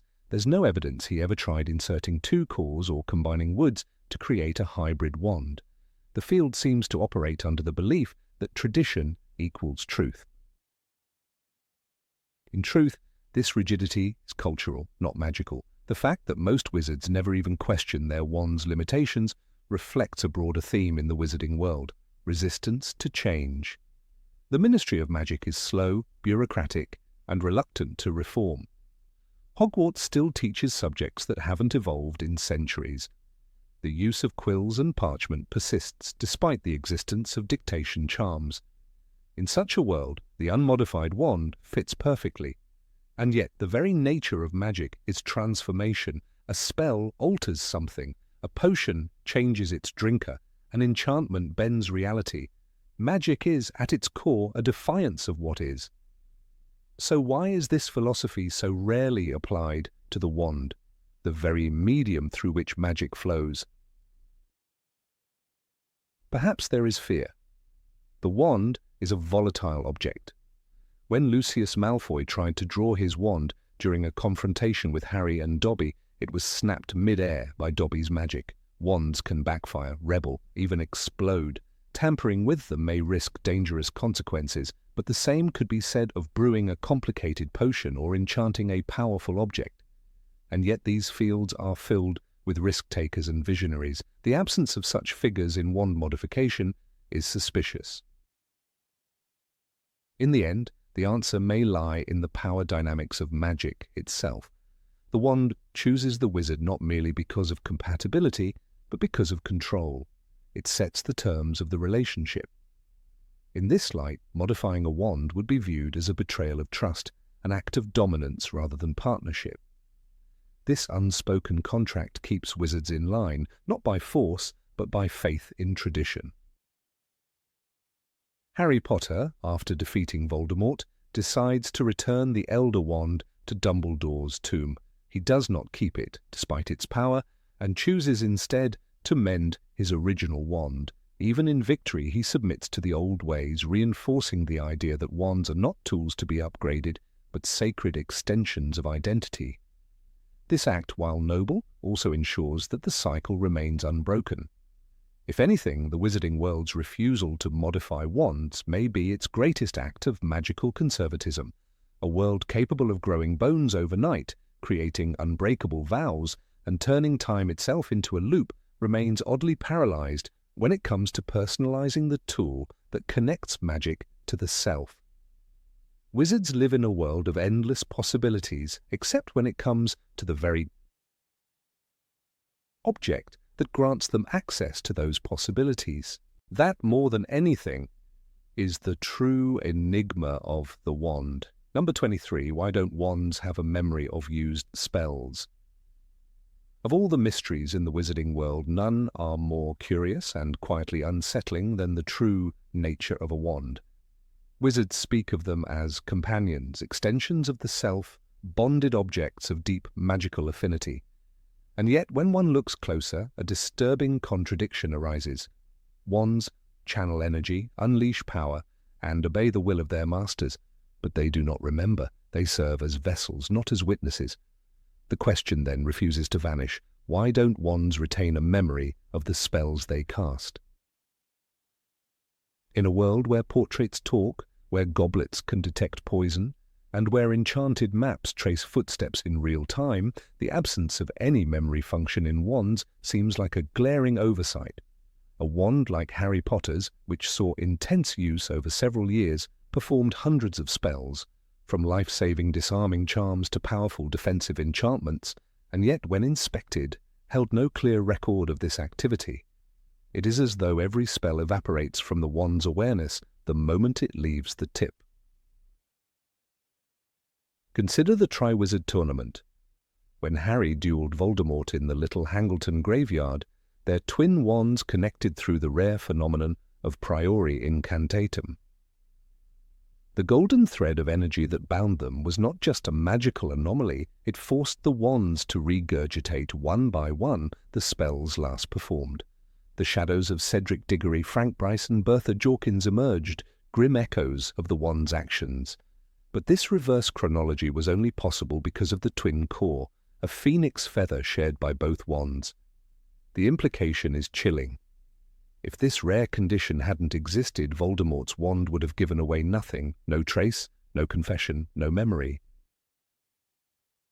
Wand lore is an ancient and elusive branch of magic steeped in secrecy and superstition. Makers like Garrick Ollivander speak of wand allegiance and personality, of cause reacting to character and destiny.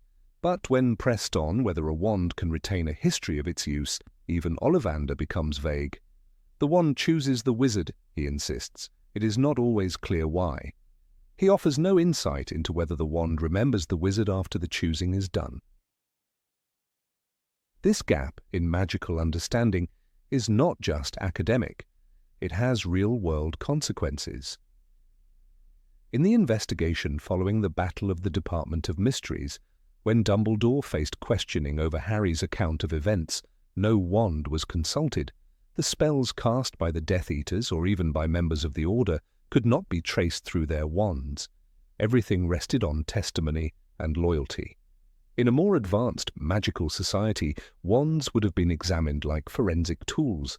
They would hold a log, a sequence, a trail of magical breadcrumbs leading to truth. But they didn't, they couldn't, or wouldn't. In The Goblet of Fire, Barty Crouch Jr., disguised as Mad-Eye Moody, taught Harry the unforgivable curses, but when his polyjuice disguise was broken and his wand seized, it revealed nothing. No mark of the Cruciatus, no trace of the Imperious Curse, only under Verite Serum was the truth extracted. And yet the wand, his most intimate magical object, had borne witness to it all. It had channeled dark energy, tortured, controlled, killed. But like a mute accomplice, it remained silent. Such silence is not just eerie, it is dangerous. In a world where spells can kill without a trace, where a single flick can alter a mind or snuff out a life, the inability to retrieve a wand's spell history makes justice difficult and manipulation easy. Imagine if a wand could be placed on a table and scanned like a ledger. Spell: Avada Kedavra. Time: 3:15 a.m. Target: human. Location: Godric's Hollow. The murder of James and Lily Potter would have left behind magical fingerprints, not just conjecture and prophecy. Instead, the only remnant was the scar on Harry's forehead. One must ask why. Why does the magical world not pursue this capacity in wands? The same society that enchanted quills to take dictation and bewitched coins for secret messages has left the wand, the core of magical action, as a memoryless tool. Perhaps the answer lies in fear. For if wands remembered, they might betray their masters. Every hex cast in rage, every jinx performed in secret, every curse muttered in the dark would become traceable. A wizard would no longer own his past in silence. The wand would know, and worse, it might tell. Even in Hogwarts, where discipline and magical education go hand in hand, no professor ever mentions wand memory. When Hermione Granger learns 50 spells before Christmas, her wand is treated as merely responsive. It channels her brilliance, yes, but offers no log, no reflection, no comment. It is not a journal, it is not a partner, it is an obedient ghost. The implications are profound. A wand is said to bond with the soul of its user. It responds to intent, emotion, ambition. It can grow more powerful when won from another wizard, and yet, when scrutinized for record, it appears blank. It is a paradox, deeply connected, yet wholly detached, inanimate in its memory, yet intimate in its performance. Even more perplexing is the fact that other magical objects can remember. The pensieve, for example, stores memories so precisely that the viewer can relive a moment, hear every whisper, see every flicker of light. Portraits of the dead retain personality. The marauder's map recognizes every footstep and name. If such feats of memory are possible, why do wands, the most central magical tool, lack them? Some speculate that wand memory would infringe on wizarding privacy, and thus has been intentionally avoided.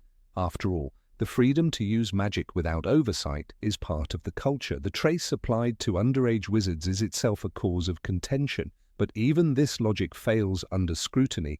What about magical crimes? What about auras and the Ministry of Magic? Wouldn't a wand's memory help them track down dangerous spellcasters? Wouldn't it prevent wrongful imprisonment and reveal the true wielder of dark curses? Dumbledore himself, a master of ancient magic and subtle spells, never spoke of wand memory, not during his lectures nor in his private talks with Harry. When he showed Harry Tom Riddle's memories in the pensieve, he reached into others' minds, not into their wands. When he defended himself at the ministry, he used rhetoric, not magical logs. Perhaps he too feared what wands might say if they were allowed a voice. The only known instance of a wand disclosing its past lies in the shadowy event of priori incantatem, and even then it is not the wand volunteering, but being forced to confess. The golden echoes that spilled from Voldemort's wand were not a feature of design, they were a rupture of nature, a wound between twin siblings. They were ghosts, not records. It is worth noting that the Elder Wand, the most powerful wand in history, carried no visible trace of its violent legacy. Passed from master to master through murder, it never once revealed its deeds. From Antioch Peverell to Gellert Grindelwald to Albus Dumbledore, it bore blood and ambition, but remained blank, a silent executioner.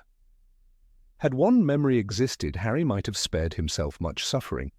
The false Horcrux in the cave, the events at the ministry, the mystery of Snape's allegiance, all could have been resolved sooner. But wands did not speak, not to their owners, not to the ministry, not to history. Some believe that wand-makers guard this secret for themselves, that deep within the wand lies a kernel of magical memory that only a true wand-maker can access. But if so, why has no trial demanded this information? Why has no dark wizard been exposed through it? Why has Ollivander never mentioned the crimes hidden in the wands he sells? Others suggest that wands are alive but not conscious, that they bond but do not think, that their reactions are instinctual, not intellectual, but even this feels insufficient. If a wand can learn to respond better to its master over time, if it can reject those unworthy, then surely it is not wholly passive. Surely it knows something. The idea of unlocking wand memory may feel dangerous, but it is also liberating. It would force accountability. It would prevent the misuse of magic. It would bring the wizarding world into a new age of magical transparency. But for now we are left with tools that forget, wands that kill and forgive, instruments of power void of reflection. Perhaps it is better this way.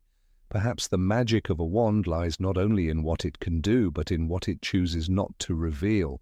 Perhaps a wand's silence is a mercy, or perhaps it is a lie, one that we have accepted for too long, one that we fear to challenge, one that, like the wand itself, has chosen us, but never truly served us. Number 24. Why don't wands have a unique magical signature? In the hushed silence of the Ministry's Department of Magical Law Enforcement, parchment rustled and quills scratched, but no one ever turned their attention to the wands themselves. When crimes were committed, when curses were flung across dimly lit alleys or ancient forests, investigators pored over memories, spells, eyewitnesses. But the wand, arguably the most intimate and defining object in a wizard's life, remained curiously exempt from suspicion. There was no tracing charm, no forensic spell to analyze a wand's magical residue and declare, "This curse came from holly and phoenix feather, 11 inches, nice and supple. This spell belonged to Harry Potter," and yet everything about wand law screamed for such precision. Mr. Ollivander, that quiet genius behind Diagon Alley's oldest wand shop, told Harry on his very first visit, "The wand chooses the wizard." The implication was mystical, binding, sacred. Ollivander kept records, meticulous, centuries-old catalogues of who owned what, which wand chose whom and why. Each wand was a unique concoction of magical wood and even more magical core, crafted with love and precision. It should follow, then, that each would leave behind a magical fingerprint. If a Muggle fingerprint can identify one individual in billions, surely a wand's magical resonance should do the same. Yet in the trials of Death Eaters after the First Wizarding War, no wand was summoned into evidence. No spell remnants were tested for origin. When Bellatrix Lestrange was accused of torture, no one presented her wand and said, "This is the instrument that cast the Cruciatus curse on Alice Longbottom." Instead, guilt relied on veritaserum, on pensive memories, on confessions. Wizards, for all their power, seemed astonishingly primitive in their criminal investigations. Why? Even Dumbledore, the most brilliant wizard of his time, never referred to magical signatures when he explained wand behavior. When Harry's wand fended off Voldemort on its own, destroying the borrowed wand Lucius Malfoy had provided, Dumbledore mentioned priori incantatem and wand allegiance.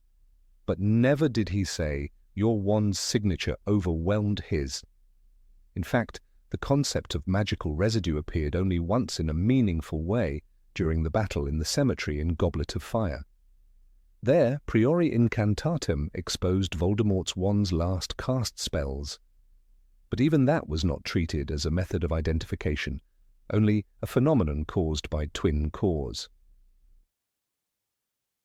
Which raises the question, if two phoenix feathers can produce a powerful connection, surely one feather in one wand should generate a unique trace. Just as no two phoenixes are the same, no two cores should be identical.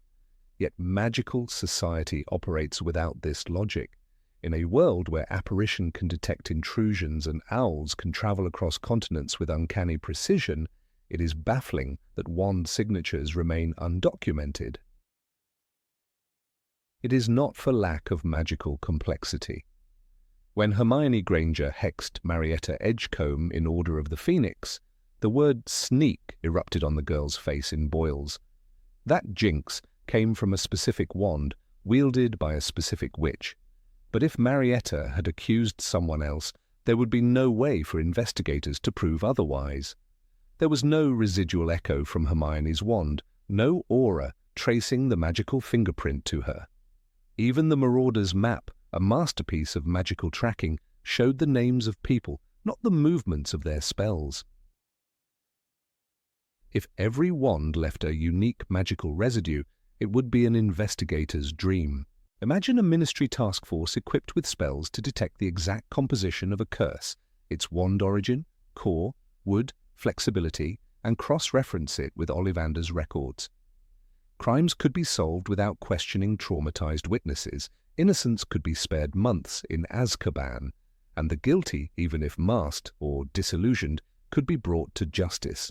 The wand would speak for itself. But in Half-Blood Prince, when Draco Malfoy attempts to assassinate Dumbledore and nearly kills Katie Bell, and Ron Weasley in the process, there is no mention of wand analysis. Despite 2 near deaths and a clear indication of dark magic, the Hogwarts staff are left guessing. Dumbledore himself suspects Draco but cannot prove it. No aura inspects Malfoy's wand. No test is conducted. It's as if the magic evaporated with the spell. This lack of magical tracking becomes even more troubling when viewed through the lens of the unforgivable curses. To cast them is to cross an irreversible line. But what's to stop a wizard from committing these acts and simply vanishing? Nothing, it seems. Barty Crouch Jr., disguised as Mad-Eye Moody, performs numerous questionable spells during Goblet of Fire, including placing the Imperious Curse on students. Yet when the truth comes out, no one seizes his wand to examine it. No magical record remains. The wand, silent and indifferent, could have belonged to anyone. In the Muggle world, forensic science has developed to the point where gunpowder residue, DNA, and fingerprints can convict or exonerate a suspect.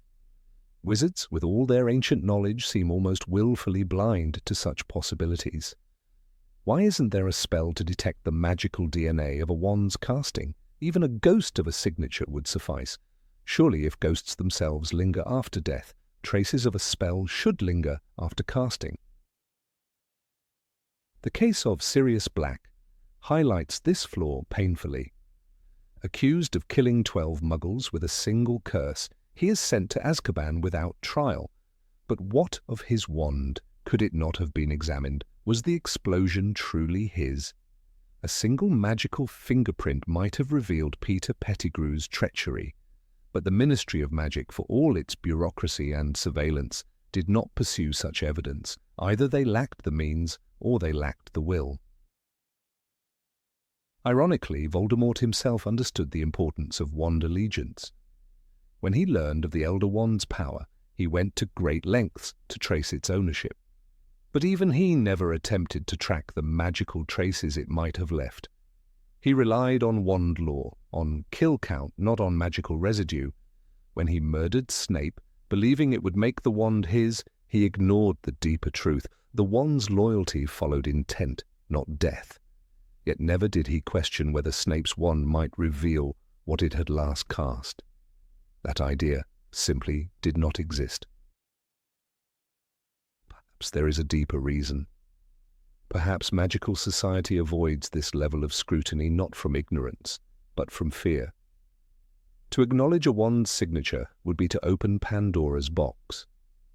Every spell cast in rage, in lust, in secrecy, suddenly visible, traceable. Every moment of private magic exposed. The wizarding world is built on trust, not transparency. To allow wands to testify would shatter centuries of magical privacy. Secrets would crumble, reputations would fall. And so the silence remains. Even in the Department of Mysteries, where the most arcane branches of magic are studied, there is no mention of wand resonance. Time is monitored, death is studied, even love is observed. But wands, those conduits of will and power, remain undiscussed. It is almost as if they are sacred, untouchable, immune to investigation. The wand is an extension of the wizard. To question it is to question the soul. And yet some glimpses suggest otherwise. In Deathly Hallows, when Harry uses Draco's wand to disarm other Death Eaters, he notes how it responds to him. The wand resists at first, then yields. Later, he uses the Elder Wand not to kill, but to repair his own. "I'm putting you back where you belong," he says. These are not mindless tools. They remember, they react. If a wand remembers its allegiance, it must also remember its magic. That memory, if tapped into, could reshape wizarding justice forever. But that possibility is never explored. Instead, the wizarding world clings to tradition. Ollivander's ledgers remain private. Auras work with veritaserum and hunches. Victims are believed or dismissed based on status, not evidence. And the wand, that ancient symbol of magical identity, is allowed to pass through hands without consequence. Crimes are committed, spells are cast, and the trace vanishes like mist. In truth, the only time a wand leaves a visible echo is during priori incantatem. But that event is rare, almost mythic, dependent on twin cause. The fact that it revealed the last spells cast by Voldemort, Cedric's death, Bertha Jorkins, Frank Bryce, shows that such memory exists. But if it can emerge under specific conditions, why is there no spell to summon it voluntarily? Why are magical echoes treated like accidents, not tools? The answer may lie in control. To create a system of wand signatures would be to create surveillance. And magic, for all its laws and restrictions, is deeply personal. A wand is not a gun, it is a symbiotic partner. To track it is to track the soul. The magical world, which prides itself on freedom and intuition, resists such intrusion. Better to risk injustice than to accept oversight, yet in doing so they leave themselves vulnerable. The dark arts flourish in shadows. Voldemort rose not just through power, but through anonymity. His followers wore masks, their wands betrayed nothing. Spells flew, bodies fell, and no one knew who had cast what. A single magical fingerprint could have unraveled the entire Death Eater conspiracy, but the wands said nothing. In the end, the question lingers like a ghost in the forbidden forest. Why do wands not have magical signatures? Why does no spell detect their past? Why does a world so rich in magic choose blindness over clarity? The answer may be fear, or pride, or perhaps something deeper, an ancient pact between wand and wizard, a silent agreement never to betray. But in that silence, justice often dies, and the truth, as always, remains hidden. Number 25. Why can't wands be temporarily deactivated?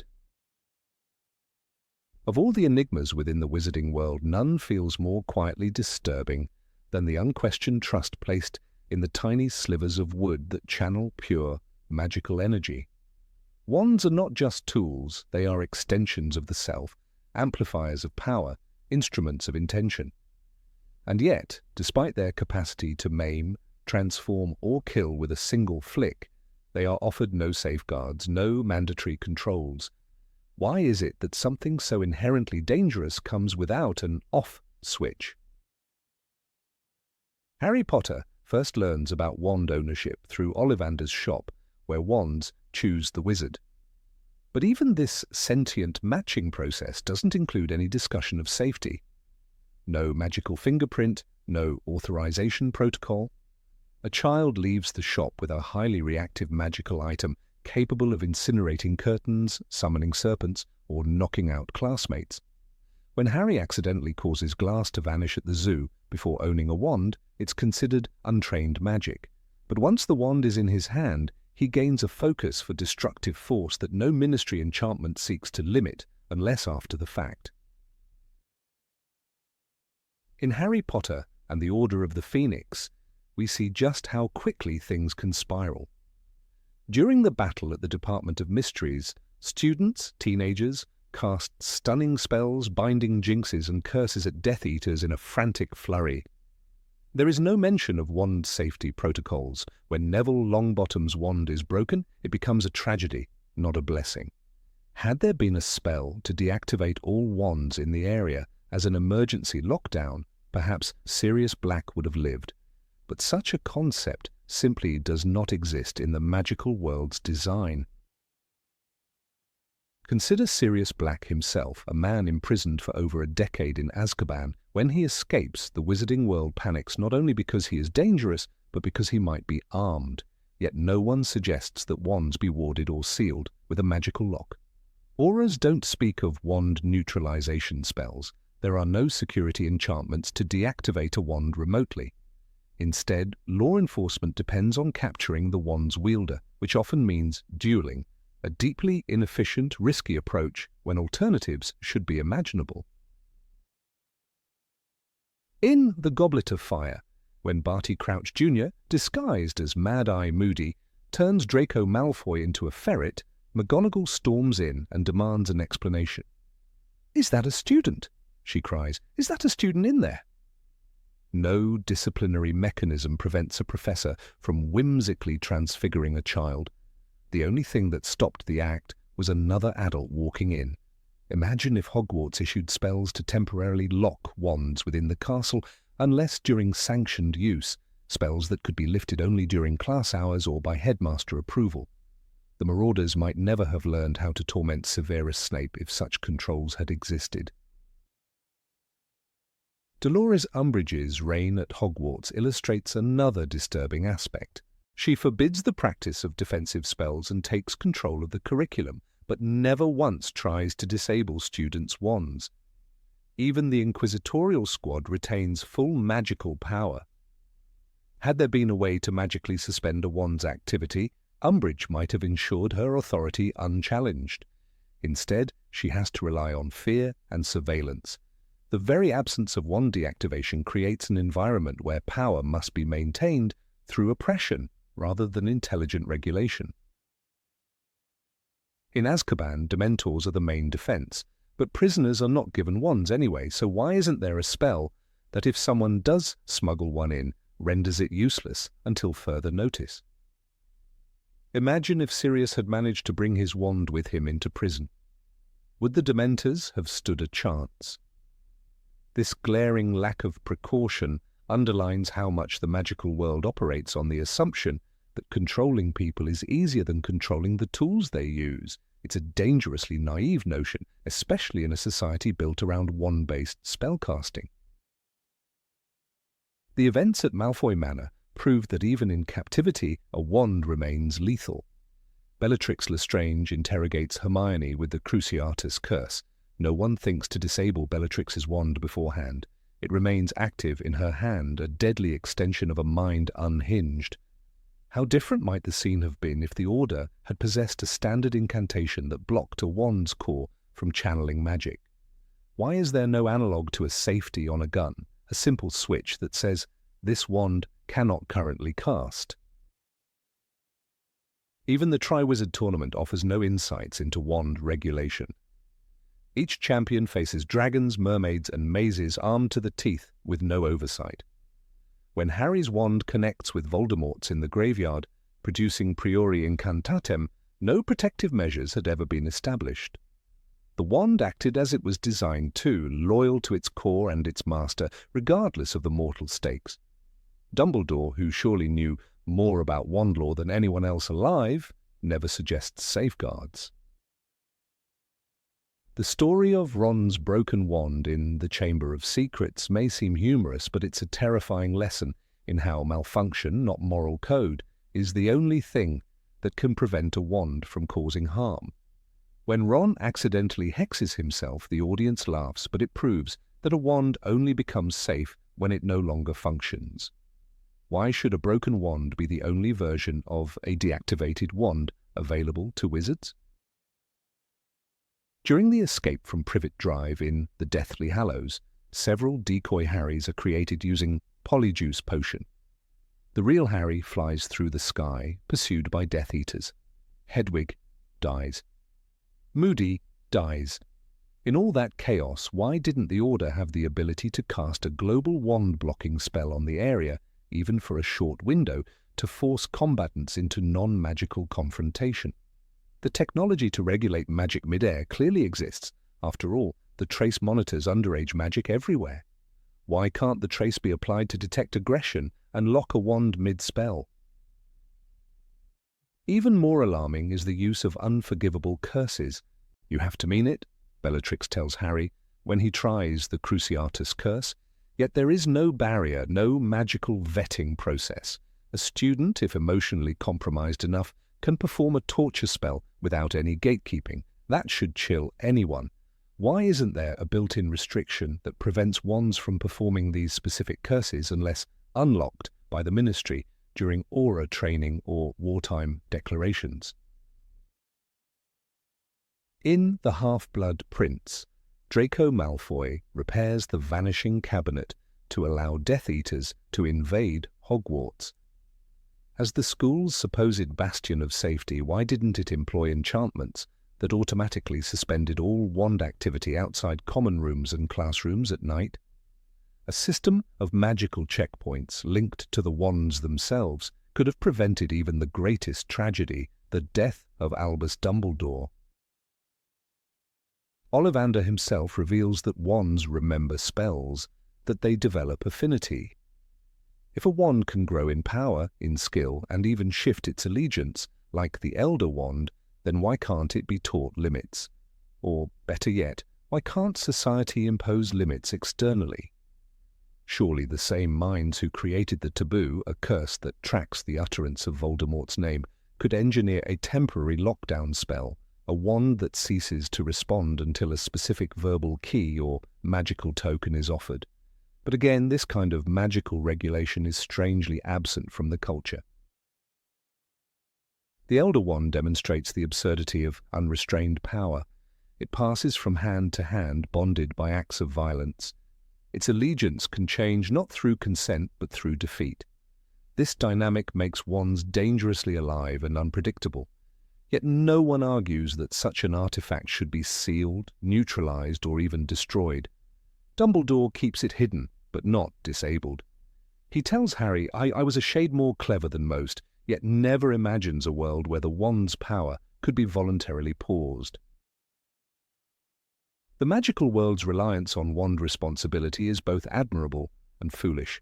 Dumbledore repeatedly places trust in individuals rather than systems. He allows students access to spells that can maim, mind control, or erase memories, believing that morality will prevail. But ethics without safeguards are no match for adrenaline, trauma, or revenge. Just ask Harry, who uses Sectum Sempra on Malfoy in a moment of panic, leaving him bleeding out on the bathroom floor. The absence of a deactivation spell is even more bewildering when one considers how intricate other magical protections are. There are spells that seal homes, ward locations, conceal truths, and create impenetrable defenses. Apparition is blocked within Hogwarts, yet the same institution cannot prevent a student from casting Expelliarmus at a rival in the hallway. Control exists where tradition has allowed it, but wands remain sacred, untouched by oversight. What's more, the goblins understand wand power even better than wizards. Griphook says wands are the only thing a wizard truly trusts. That trust is rooted in denial. Wizards ignore the need for restraint, believing that intent alone justifies possession. In a world where polyjuice potions, love potions, and memory charms exist, where deception is magical and permanent, the refusal to impose safety on wands is a collective blind spot. The moment of Hermione's torture in Malfoy Manor was not just a scene of cruelty, it was a failure of magical ethics, a system that allows a wand to amplify pain with no limit, no oversight, and no emergency shutoff cannot be called civilized. The wizarding world's pride in independence has become its greatest weakness. Power without pause is a threat. Wands should not only choose the wizard, they should be subject to a higher wisdom, a design that protects both the bearer and those around them.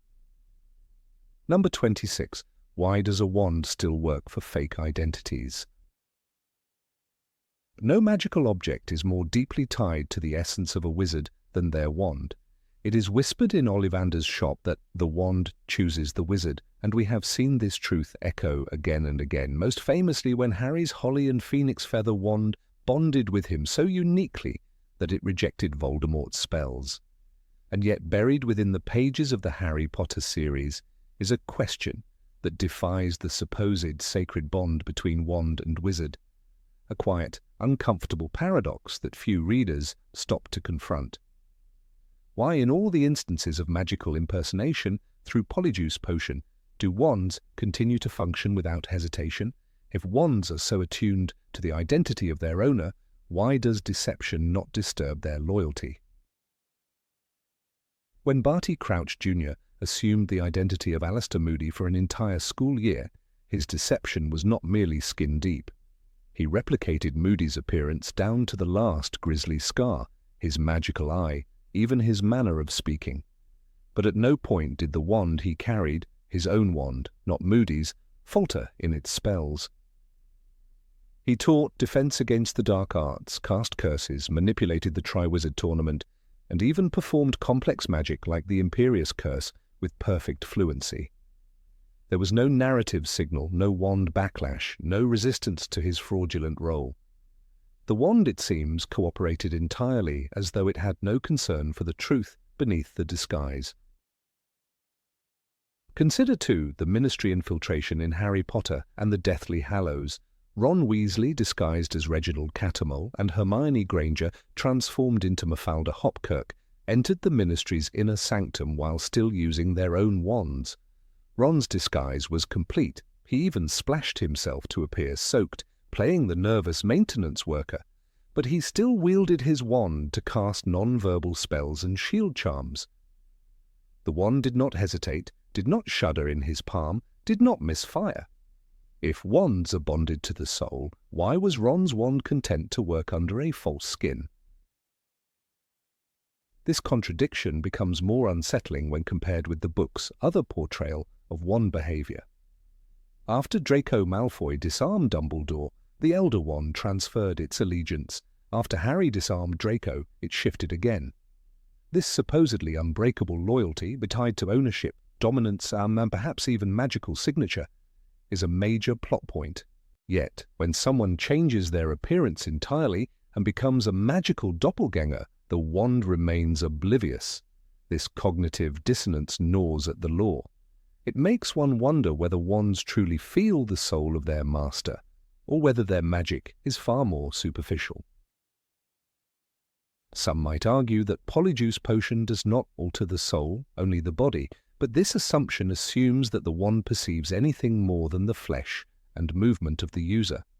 In every scene involving Polyjuice, there is no magical resistance from the wand, no moment of confusion. When Hermione turned into Bellatrix Lestrange to break into Gringotts, she carried Bellatrix's wand, and the wand did resist. "It doesn't like this," Hermione whispered, struggling to control it. That moment is perhaps the only time in the entire series that a wand reacts to impersonation. And ironically, it reacts because Hermione is trying to use someone else's wand, not because of her transformation. The irony deepens here. Hermione had Bellatrix's physical form and even mimicked her speech. To an outside observer, she was Bellatrix, but the wand knew better. It rebelled because its true master was not present. And yet, when Hermione used her own wand in other disguises, there was no hesitation.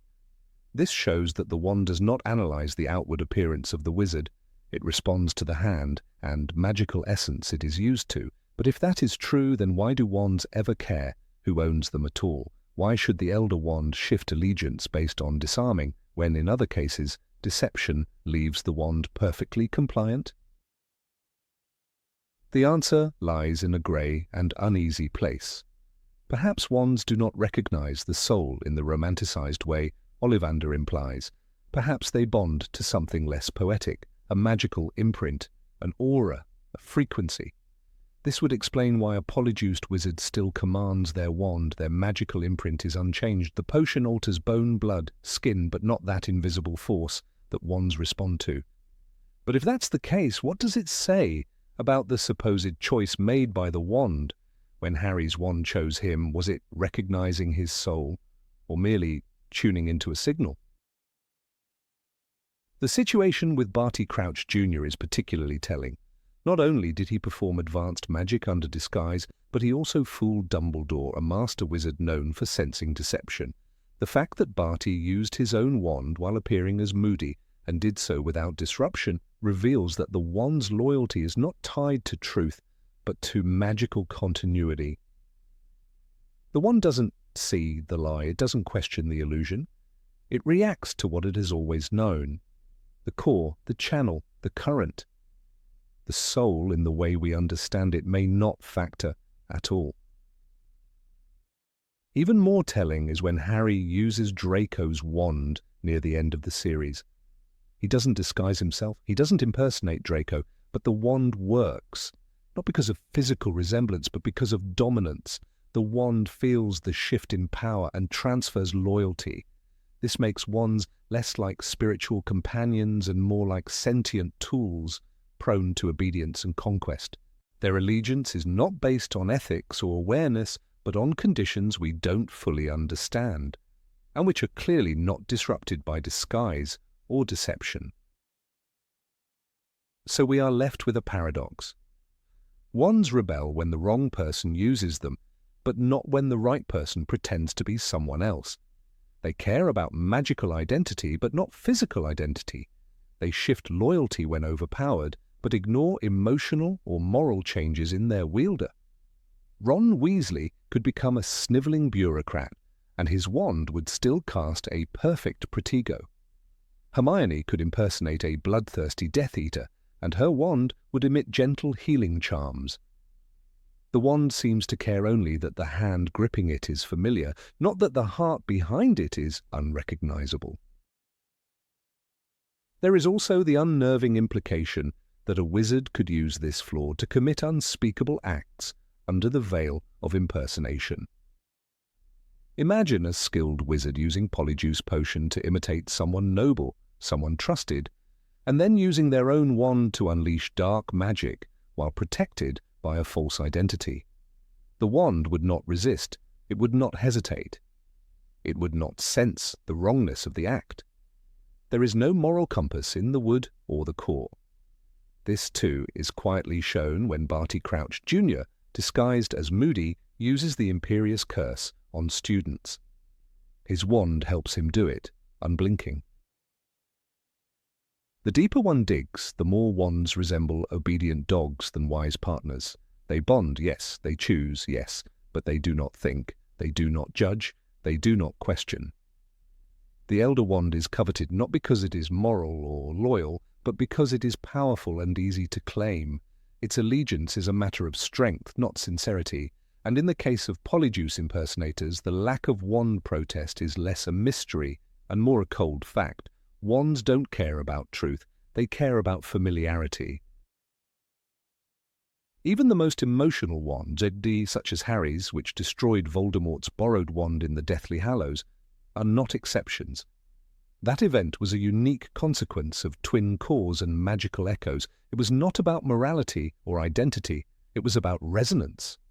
Harry's wand attacked Voldemort's not because Voldemort was evil, but because the core recognized its brother and rejected the unnatural clash. This is not ethics, this is physics. Magic, it seems, operates on laws as strict and blind as gravity.